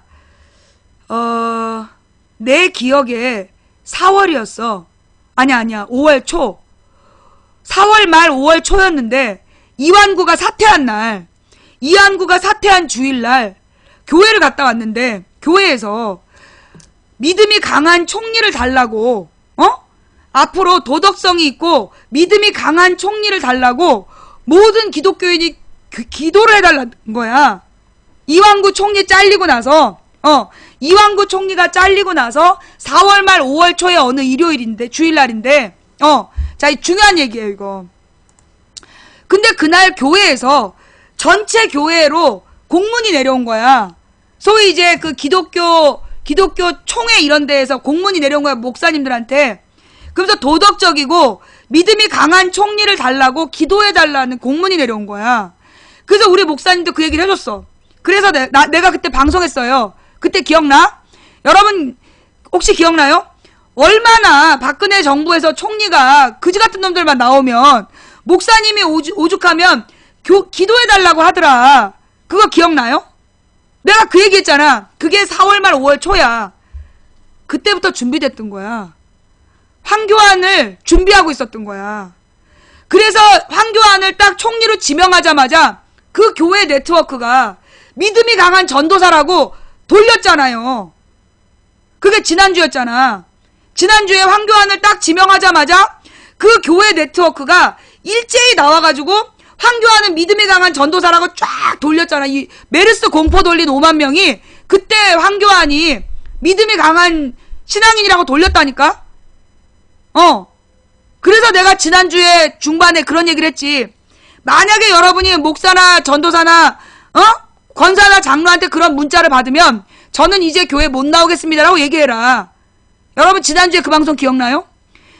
어떻게 교회가 10계명을 어긴 그런 사람을 신앙심이 깊은 총리라고 얘기하면서 허위 홍보를 하느냐. 내가 10계명을 읽어주면서 이런 황교안을 받아들여야 된다라고 얘기하는 교회를 다니지 말자. 그렇게 내가 선언하라 그랬잖아. 기억나요? 그 다음에 그 문자 받으신 분. 내가 그게 지난주 중반이야. 그렇게 딱 선언을 했더니 그 문자가 싹 사라졌어. 여러분이 교회에 전화를 해서 나는 이런 문자를 받고 너무 충격 먹었다. 나는 이런 교회 못 다니겠다라고 얘기를 해라. 라고 얘기를 했더니 그때부터 그 문자가 싹 중단이 돼. 그 다음에 돈 문자가 뭐냐? 박원순 동성애 지지 문자. 황교안 총리에 대해서 그렇게 주장하는 교회 장로나 목사들이 그렇게 문자를 보냈으면 교회 안 나가겠다라고 선언하라고 얘기했더니 그 문자가 일제히 중단이 돼요. 그리고 난 다음에 박원순이 동성애를 지지한다는 문자가 조직적으로 유포된 거야. 자, 내 말이 맞다. 나 진짜 그렇다. 자기가 경험한 사람 손. 각 방에서 진짜 지난주에 그랬다. 경험한 사람 손. 아직 방송 중이야. 그래, 알았어. 응. 우리 조카가 자기 씨름대회 간다고. 봤죠? 맞지? 맞지? 내가 그 교회 다니지 말자라고 선언을 하자는 운동을 벌이자마자 그 황교안을 받아들이라는 문자가 일제히 중단이 되고 그 다음에 박원순이 동성애를 지지한다는 문자가 조직적으로 유포가 됐어. 그치? 맞지? 이게 무슨 얘기냐면 박원순에 대한 박원순이 동성애를 언제 지지했냐고. 이게요, 교회 조직을 타고 지속적으로 박원순이 동성애를 지지한다는 허위사실이 유포된 거야. 그래서 내가 어떻게 했느냐. 그게 벌써 몇 달 됐어요. 작년부터 그랬어. 그래서 내가 지난 3, 4월에 뭐라고 얘기했냐면 박원순이 동성애를 지지한다는 문자를 보낸 사람한테 일단 이거 캡처 떠서 서울시로 보내겠다라고 얘기해라. 명백한 허위사실이다. 이 명백한 허위사실에 대해서 법적 책임 지실 수 있죠? 라고 물어봐라. 그렇게 주문을 했어. 그때 방송 기억나요? 내가 지난 봄에 박원순이 동성애를 지지한다는 문자가 계속 돌고 있는데 그런 문자를 받으면 넘어가지 마시고 여러분들이 어렵더라도 이 부분에 대해서 책임질 수 있느냐? 요거 명백한 허위사실이다. 서울시로 보내겠다라고 문자를 보내라. 저항하라. 주문한 다음에 박원순이란 이름이 빠져. 그죠? 동성애 얘기에 박원순이란 이름이 빠져. 내 말이 맞아 틀려? 맞지? 내가 박원순이란 이름을 쓴 문자에 대해서 권사님, 집사님, 장로님 이거 법적 책임질 수 있습니다라고 얘기한 다음에 박원순이란 이름만 빠지고 내용이 똑같이 돌아. 그러면서 서울시청 그 문자 광고판에다가 동성애 반대 문자를 보내라고. 기가 막히죠? 이거 조직적으로 준비된 거야.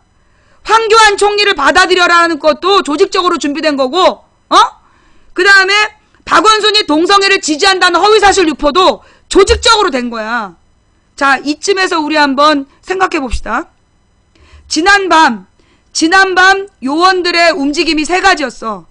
첫째, 문재인이 워크숍에서 신발 던지기 하고 놀았다라고 야당 워크숍 욕하는 거. 그 다음에 야당 국회의원 보건복지부 위원들이 해외여행 갔다라는 거 보셨죠? 야당이 지금 이 판국에 막걸리를 몰래 들여올려다가 걸렸다.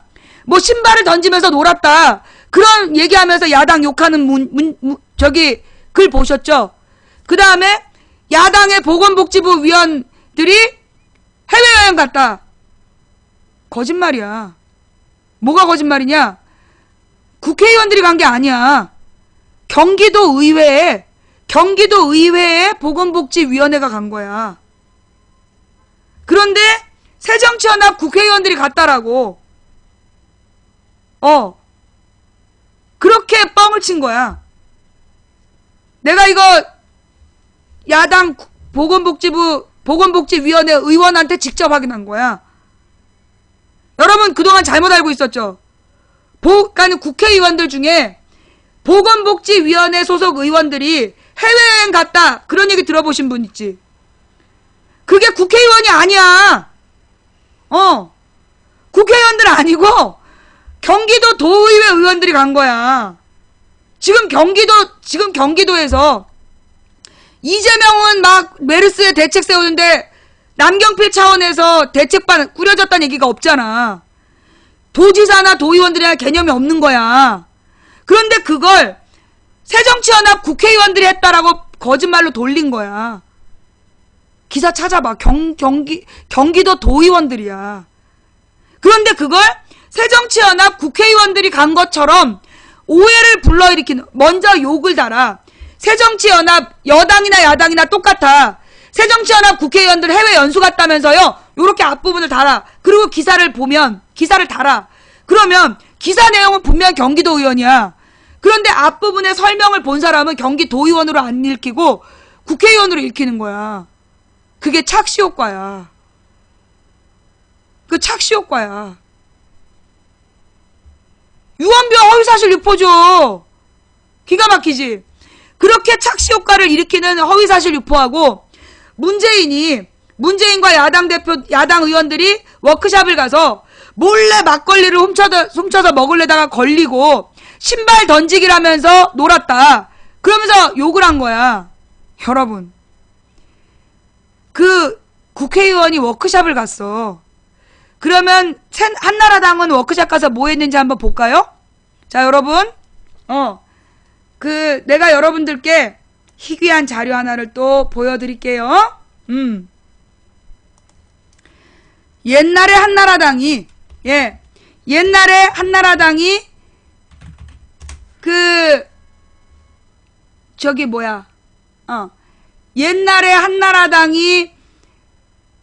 워크샵을 가서 한나라당 국회의원들이 워크샵을 가서 한 행동을 보여드릴게요. 노무현 대통령 때야. 어머, 무슨 병? 후천성 면역 결핍증. 어머, 에이즈? 다 아니고 그 비슷한 건데 후천성 영양결핍, 신경근육마비에다가 뇌하수체 교란 파탄. 한마디로 말해서 성장기 때 제대로 잘 먹여 하는 건데 영양 공급이 제대로 안 돼서 그런 거래. 걔 남편이 체다만을 먹었댄다. 어디 뭐가 잘났다고 그뿐이냐? 허구한 날 슬퍼 마시고 두들겨 패고 가게덕은 때려부시고 그뿐이냐? 애가 아파도 돈 있어야 병원을 데려가지. 아이고 육실할 놈. 이게 지금 무슨 얘기냐면요, 박근혜가, 그러니까 이 연극을 한나라당 국회의원들이 한 거야. 한나라당 국회의원들이 연극을 하면서 저기서 육실할 놈이 누구냐? 노무현 대통령이야. 그리고 박근혜가 불쌍한 그의 아내라는 거야. 그런 설정으로 지금 연극을 한 거예요. 그러면서 어떤 연극을 계속했는지 한번 봐봐. 지금 이 하얀 잠바 입은 사람이 노무현 대통령 역할을 하는 거야. 우리 큰애 친구예요. 그동안 안녕하셨죠? 아이 자식들이 죽었는데 안녕은 무슨 안녕? 뭐요? 아니 무섭다. 가만히 있어봐. 이거 봐. 인상내도 욕을 하니 뭐 이런 개참놈이 다 있어. 아이 이쯤 가면 막 가자는 거죠? 야! 자네로 태어났으면 불알까지 해야지. 뭐가 잘났다고 마누라 친구들 데까지 난리가 난리야. 그러니까 육실할 놈.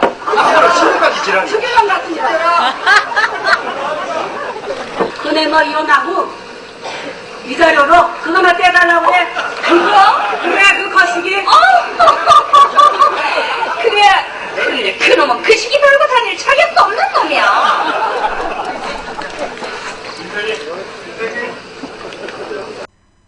더 이상은 보여드릴 수가 없어요.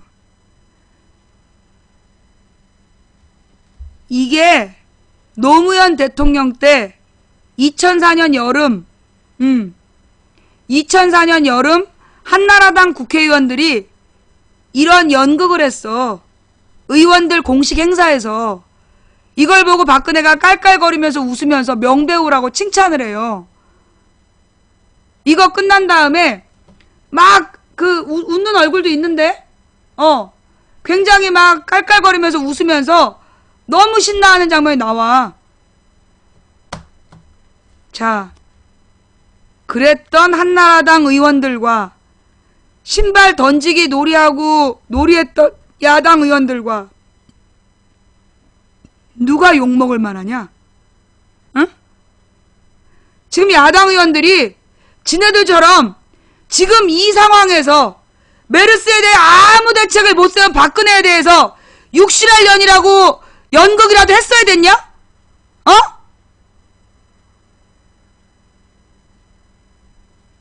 지금 육실할 년이라고 욕을 안 해갖고 욕하는 거야? 야당 의원들이 국회의원들이 모여서 신발 던지기 하고 노는 게 그게 그렇게 밤새도록 욕먹을 일이야?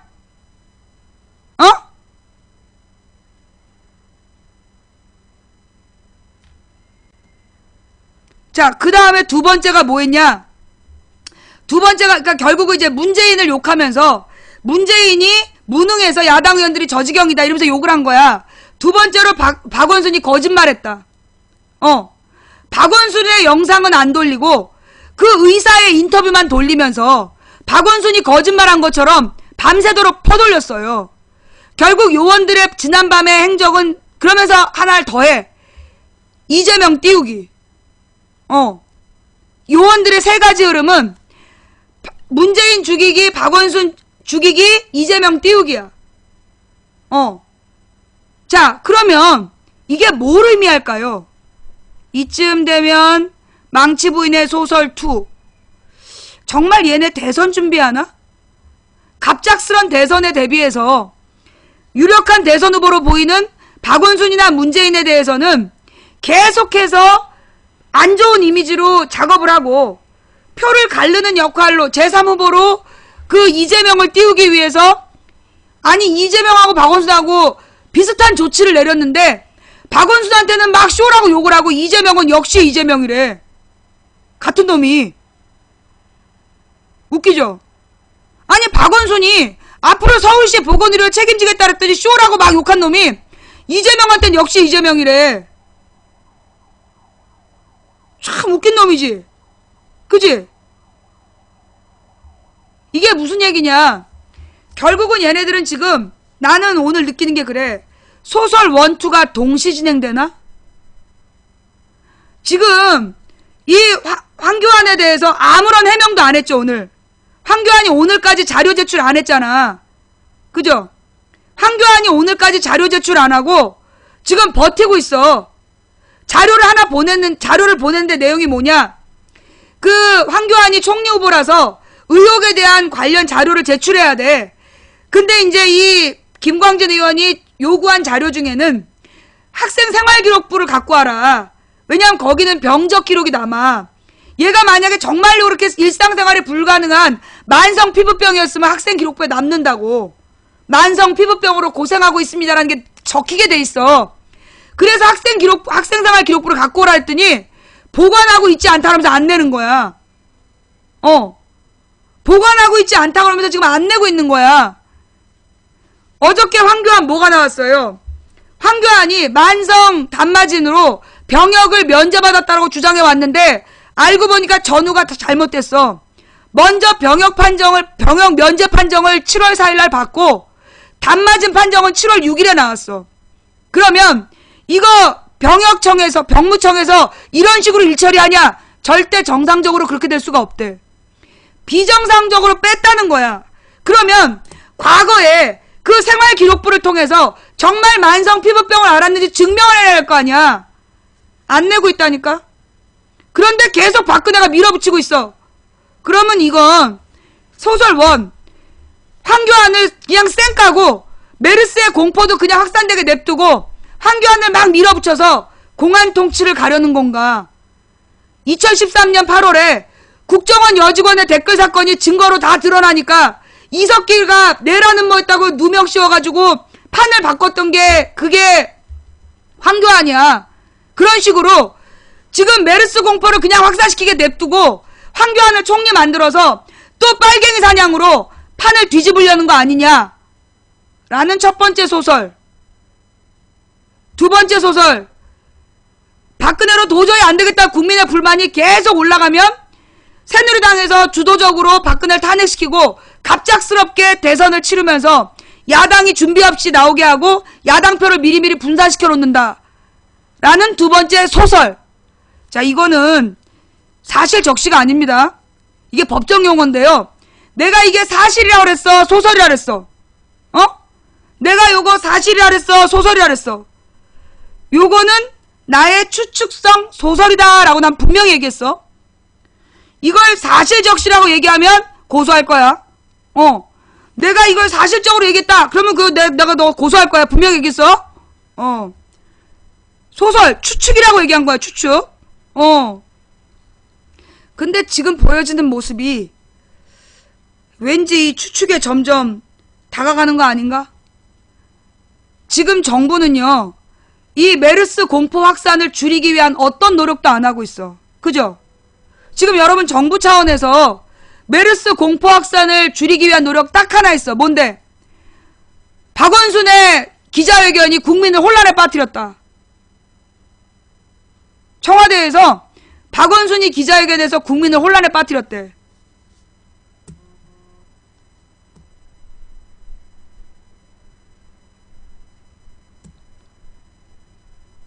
이것들이 미친 게 틀림없어. 네가 미친 게 틀림없어. 그죠? 그러니까 일부러, 그러니까는 이제까지 이 메르스 사건에 대해서는요. 여러분 우리 들었잖아. 오바마가 미국에 에볼라 환자 1명이 발생했을 때 대통령이 직접 특별대책반을 운영했다. 노무현 대통령 때 사스 환자가 1명 발생했을 때 사스 환자가 1명이 확진되기 전에 총리 산하로 특별대책반을 꾸렸다. 근데 그것도 웃겨. 대한민국 언론이 얼마나 웃기냐면 노무현 대통령 때 총리실이 직접 책임지고 그러니까 총리실 산하로 최고급으로 대책반을 꾸린 거야. 그 대통령의 지시잖아. 노무현 대통령이 지시했다니까 한마디도 안 해. 마치 고건 총리 혼자서 결정한 것처럼 언론이 다 그렇게 보도해. 이런 개새끼들을 봤나. 대통령 지시로 총리실 산하에서 총리실 수준으로 최고 단계로 대책반을 꾸리라고 지시해서 사스 환자가 국내 3명 발생하고 끝난 건데 그걸 노무현의 지시란 말을 절대 보도 안 해. 고건이 알아서 한 것처럼. 참 개잡놈들이야. 아주 개젖을 빨아야 돼. 그것들은 3대에 걸쳐 개젖을 빨아야 돼. 개젖 먹고 컸나봐. 개젖 먹고. 이 쓰레기들. 노무현은 사스 환자가 1명이 확진되기 전에 총리실 수준으로 특별대책반을 꾸렸고 중국에서 8,400명이 감염되고 810명이 죽은 대형 사고를 우리나라에서 사망자 없이 사스 환자 거의 발생 안 하고 끝냈어. 그런데 청와대에서 이런 변명도 했다며 메르스에 대해서 초동 대처가 미흡했던 이유가 해외에서 발생한 질병이라고 그랬다고. 그러면 사스를 제대로 대처할 수 있었던 건 외국에서 발생했기 때문이래. 노무현 대통령 시절에 사스를 그렇게 신속하게 대처할 수 있었던 건 외국에서 발생했기 때문에 대처가 가능했대. 우리 사우디아라비아에 사나봐. 2012년에 사우디아라비아에서 발생한 메르스에 대해서 알지도 못하고 막지도 못하고 나라를 쑥대밭으로 만든 정부가 노무현 때 사스를 막은 건 해외에서 발생했기 때문이라고 얘기하고 있어. 네가 미친 게 틀림없어. 그지? 난 살다 이렇게 말도 안 되는 얘기는 진짜 처음 들어. 우리 중동에 사는 거야 지금? 박근혜 정부는 사우디아라비아 우리나라로 생각해?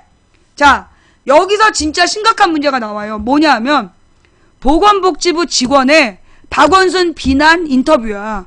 뭐라고 얘기를 했냐? 자기네들은 잘못한 게 없대.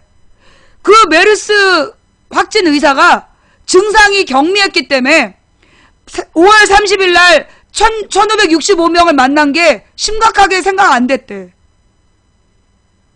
이게 지금 보건복지부 직원들의 생각이야. 보건복지부의 메르스에 대한 인식 수준이야. 이미 29일 이전에 메르스에 노출된 의사가 증세가 미약하게 나타난 상황에서 1565명을 만났고 증세가 나타나지 않아도 그래.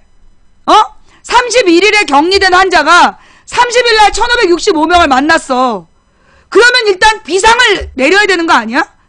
서울시에 알리고 비상대책을 논의해야 되는 거 아니야? 그걸 6월 3일까지 숨기다 걸렸어. 걸렸는데 되게 당당해. 우리가 뭐 잘못했냐고. 우리가 뭐 잘못했니? 자기네들은 숨긴 거 없대. 그냥 증상이 경미해서 크게 염려 안 했을 뿐이래. 정말. 그러면서 지금 박원순하고 의사를 이간질시켜서 논쟁을 일으켜서 메르스 공포의 책임을 박원순한테 뒤집어 씌우려고. 얘네들이 지금 삼은 제3의 전략이 뭐냐?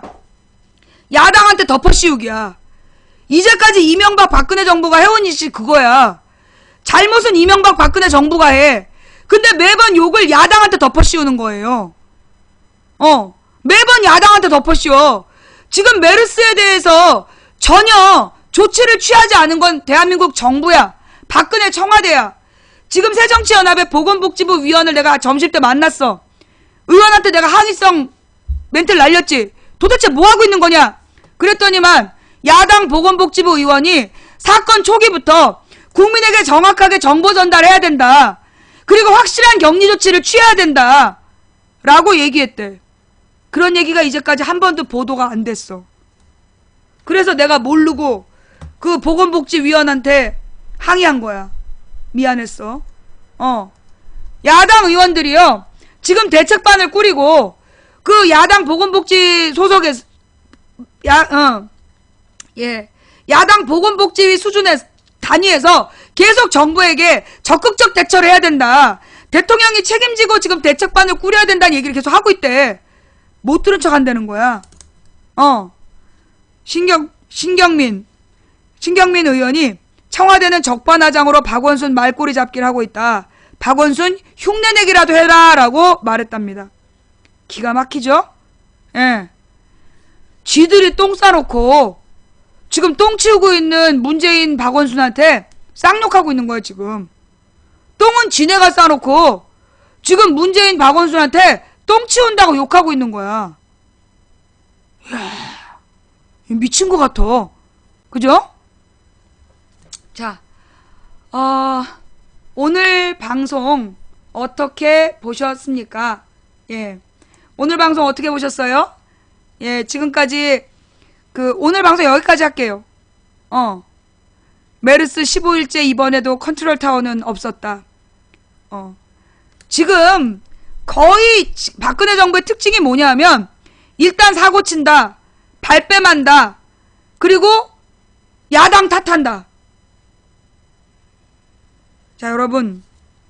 제가 여러분께 묻고 싶은 게 있어요. 우리 작년에 세월호 사건을 겪을 때 그때 박근혜 대통령이 머리끝부터 발끝까지 바꾸겠다. 모든 게 대통령 책임이다. 그러면서 눈물을 흘릴 때 그거 믿은 사람들 있지. 지금 메르스 공포에 떨고 있는 시민들이요. 작년에 박근혜가 눈물을 흘리면서 다 대통령 잘못이다. 철저히 진상조사하겠다. 머리끝부터 발끝까지 바꿔서 다시는 국민의 생명과 안전이 위협받지 않게 하겠다라는 말 믿은 사람들이 있었지. 근데 이번에 메르스 사태 때 봐봐. 어때요? 박근혜 대통령이 국민의 생명과 안전을 보장할 능력이 있다 없다? 없다. 그런데 우리는 왜 아직도 박근혜를 대통령으로 앉혀두고 있죠? 대통령은 1년에 250억 원의 돈을 영수증 없이 쓸 수 있어요. 그리고 1조 6천억 원인가를 대통령 교부금이라고 누군가로부터 받아요. 그러면서 지금 박근혜가 이제까지 해외 나들이 하면서 뭐 했나? 어제 보여드렸죠. 지금 다음 주에 신나서 미국에 놀러 갈 생각하고 있어. 다음 주에. 지금 여러분 지금 뉴스 봤죠? 다음 주가 되면 3차 감염자가 본격화된다.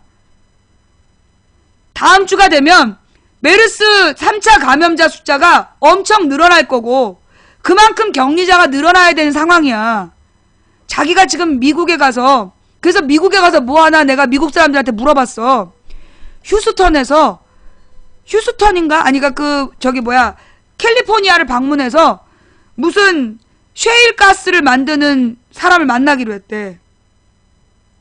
그런데 지금 미국 캘리포니아는 홍수가 나가지고 닭들이 막 병에 걸려가지고 그 달걀 값이 폭등을 했대요.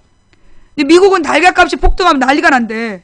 달걀이 모든 재료에 들어가기 때문에 그 지금 막 미국의 달걀 값이 날마다 지금 올라가고 있어서 굉장히 지금 난리도 아니라는 거야. 왜들 웃지? 아니 지금 뉴스 찾아봐요. 5월 달에 그러니까 지난주까지 엄청난 그 홍수가 나가지고 그 휴스턴 시장 후보대 집도 막 잠기고 그랬대. 근데 문제는 닭들이 병이 들어갔고 계란 공급이 안 된다는 거야. 그래갖고 계란 공급이 안 돼가지고 지금 난리가 났대요. 그 지금 그쪽 한인 사회가 흉흉하대. 혹시 누구누구가 온다고 그래서 그런 거 아니냐. 그러니까 내가 누구누구라고는 말 안 했어. 근데 이제 박근혜 대통령이 중남미 4개국을 순방한다 그러니까 한 나라는 쿠데타가 일어나고 한 나라는 화산이 터지고 한 나라는 토네이도가 그냥 발생해가지고 몇만 명의 그냥 이재민이 발생했다는 뭐 그렇다고 그냥 나는 누구라고 얘기한 적 없어. 그냥 그랬다는 거지 뭐. 예. 자, 내가 이제 오늘 방송하고 싶지 않았는데 오늘도 내 제목 메르스 뺐는데도 이렇게 많이 오고 씨. 오늘 아까 4,800명 봤지? 나 진짜 씨. 근데 메르스를 제목에서 빼면 안 올 줄 알았더니 아니 어떻게들 알고 4,800명이 또 왔어. 좌우지간 나는 월요일부터 수요일까지 방송 안 할 거야. 월요일부터 수요일까지 방송 못 해요. 나는 내가 잠수를 타려고 그런 게 아니라 이 월요일부터 수요일까지 지금 황교안 청문회가 열려. 그 황교안 청문회에 여러분들이 집중할 수 있도록 망치 부인이 생방송 안 하겠습니다. 재방송을 할지 말지는 그때 가서 결정하겠고요. 좌우지간 내가 또 재방송을 또 틀어놔야 또 비상연락이 되겠지. 하여튼 내가 다음 주 수요일까지 이번 주 방송을 계속 리플레이 시킬 거예요. 그러니까 못 보신 분들은 같이 나눠서 보시면서 반복적으로 보시면서 혹시 못 알아들은 얘기가 있으면 이해들 하시고요. 메르스는 뭐다? 독감이다. 그러면 독감은 걱정 안 해도 되나요? 아니요. 병약자, 노약자나 중환자에게는 심각한 질병이다. 그러면 나는 어떻게 해야 되나요?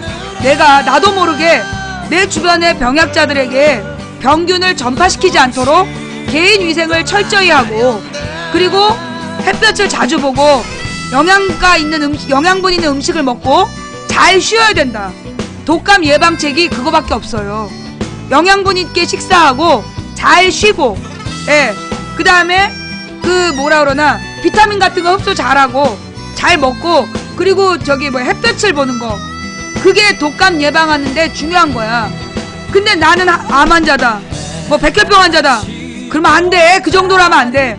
그 다음에 만약에 여러분이 미열이 있다, 어떻게 돼요? 즉시 병원에 가서 치료받으셔야 돼요. 이거는 지금 미열이 있다는 얘기는 위험할 수 있어요. 그러니까 반드시 미열이 있으면 병원에 가서 진단을 받으시고, 네, 그리고 나도 모르게 메르스 환자하고 접촉했을 수 있기 때문에 지금 서울시에서 또는 성남시에서 제공하는 메르스 환자들의 유통 경로가 있어. 그걸 확인해 보시고, 내가 거길 갔다 왔다, 근데 내가 미열이 난다, 그럼 반드시 보건당국에 신고하고 치료를 받으셔야 돼요. 좀 비싼 항생제를 주사 맞아야 돼. 본인이 미열이 발생하면 반드시, 그리고 내가 만일에 메르스 환자하고 나도 모르게 접촉했을 가능성이 있다, 메르스 환자의 이동 경로를 움직였다, 그러면 반드시 병원 치료 받으셔야 돼요. 좀 센 항생제를 맞아야 돼.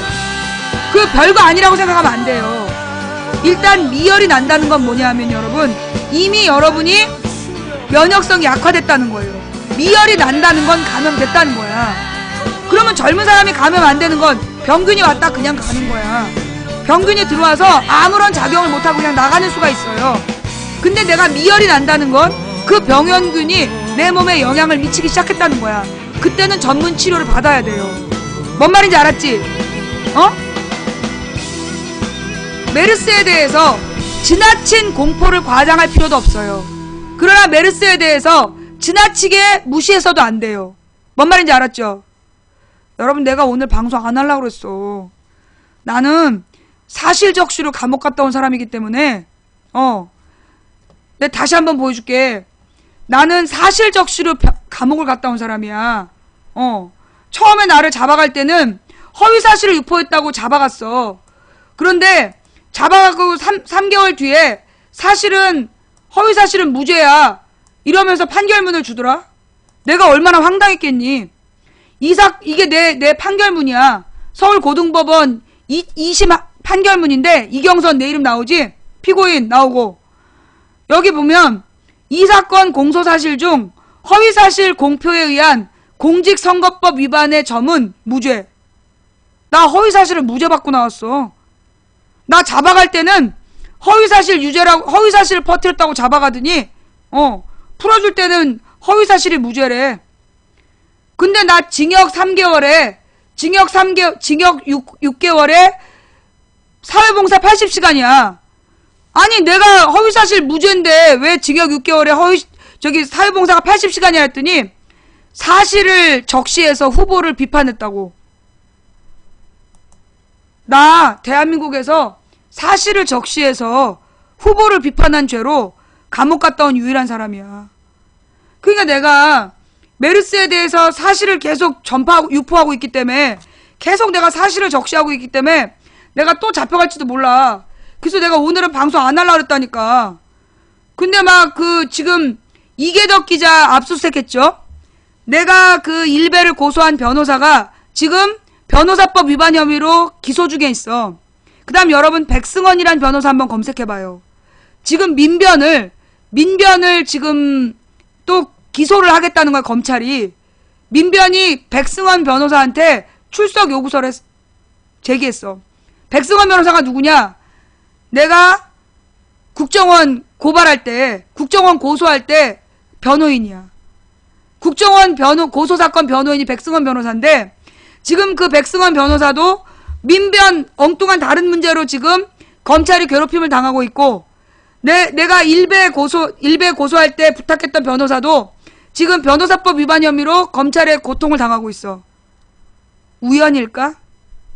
이게 우연일까? 그러면서 이계덕 기자의 노트북을 검색하면서 이경선이라는 검색어로 검색한 게 이게 우연일까? 자, 여러분은 오늘 재밌게 보셨는지 모르겠지만 저는 오늘 목숨 걸고 한 방송입니다. 저는 사실 잡혀가는 게 두렵진 않아요. 잡혀가는 게 두렵지는 않은데, 잡혀가서 내 딸을 못 보는 거, 그게 제일 걱정돼요. 내가 잡혀갔을 때, 구속됐을 때 다른 건 하나도 불편하지 않았어. 그런데 우리 딸이 면회실에 와서 그 면회실에 들어오기 전까지 얘가 너무나 쾌활해가지고 사람들이 막 엄마가 잡혀갔는데 힘들지 않냐. 그러면 아빠가 잡혀간 것보다 나아요. 중학교 1학년이. 아빠가 잡혀간 것보다 나아요. 라고 얘기를 했던 애야. 그래서 너무나 씩씩하고 애가 잘 지내기 때문에 난 걱정 안 했어. 한 달 만에 처음으로 면회실에서 만났는데 얘가 땅바닥에 주저앉아서 나를 끌어안고 우는 거야. 30분 동안. 내가 그걸 보고 정말 미치는 줄 알았어. 내가 또 사실적시로 잡혀가는 거 난 두렵진 않아. 다만 내 딸한테 너무너무 미안해서 또 그런 고통을 당하게 할까봐 나는 그게 걱정될 뿐이야. 그래서 내가 며칠 전에 또 딸한테 그랬어. 엄마가 계속해서 사실을 적시하고 있기 때문에 또 잡혀갈 수도 있다. 어떡하냐. 그랬더니 우리 딸이 한번 가봤는데 뭐. 그렇게 얘기하더니 그날 밤 내 옆에 와서 자더라고. 되게 당당하게 아우 걱정하지 마. 우리가 처음도 아니고 한번 겪어봤는데 뭐. 그러면서 자기 저기 연예인 볼 거래. 그래서 나가라 그러더라고. 근데 그날 밤 잠이 안 온다고 내 옆에 와서 자는 거야. 재밌게 보셨다면 다행이에요. 저는 월요일부터 수요일까지 방송 좀 쉬고요. 그리고 목요일날 돌아올게요. 주말 잘 보내시고 여러분 우리 방송에서 망치부인이 반복적으로 했던 이야기 널리 전파해 주세요. 감사합니다. 망치부인이었어요. 시청해주신 모든 분들께 감사드리고 처음부터 끝까지 시청해주신 여러분께 더욱더 감사드리고 그리고 추천해주신 4,960분? 예, 추천해주신 4,960분께 진심으로 감사드리고 또 오늘 후원해주신 모든 분들께 진심으로 감사드립니다. 감사합니다. 우리 매니저님들 수고하셨고요. 이거 녹화 떠서 유튜브와 팟캐스트로 올려주시는 풍행국님, 세월호님, 여비고님 대단히 감사합니다. 옳은 것이 강한 것을 이기는 나라. 참 어려운 꿈입니다. 하지만 한번 꿈을 꿔보려고요. 원래 저는 어렸을 때부터 갈만한 길이라서 가는 게 아니라 가야 할 길이라서 간다. 그게 제 좌우명이에요. 한 사람이 꾸는 꿈은 꿈일 뿐이지만 100인이 꾸고 만인이 꾸면 현실이 된다. 된다고 믿든 안 된다고 믿든 당신의 믿음대로 될 것이다. 그러나 누군가 간절히 소망하면 온 우주가 그의 소망을 위해 움직이기 시작한다. 옳은 것이 강한 것을 이기는 나라 우리 손으로 한번 만들어 봅시다. 메르스 공포 힘들지요. 메르스는 두려움의 대상이 아닙니다. 우리가 두 손 맞잡고 극복해야 될 이겨내야 될 대상입니다. 메르스 때문에 앞으로 우리는 한동안 몇 년 동안 고생할 겁니다. 하지만 우리는 이전에도 IMF를 극복해냈고 일제를 몰아내본 적이 있는 그런 나라입니다. 국민 여러분 힘내십시오. 포기하지 마세요. 이기기 어려운 전쟁에서 지지 않는 단 하나의 방법은 포기하지 않는 겁니다. 힘내시고 우리 목요일날 만나요. 망치부인이었어요. 감사합니다.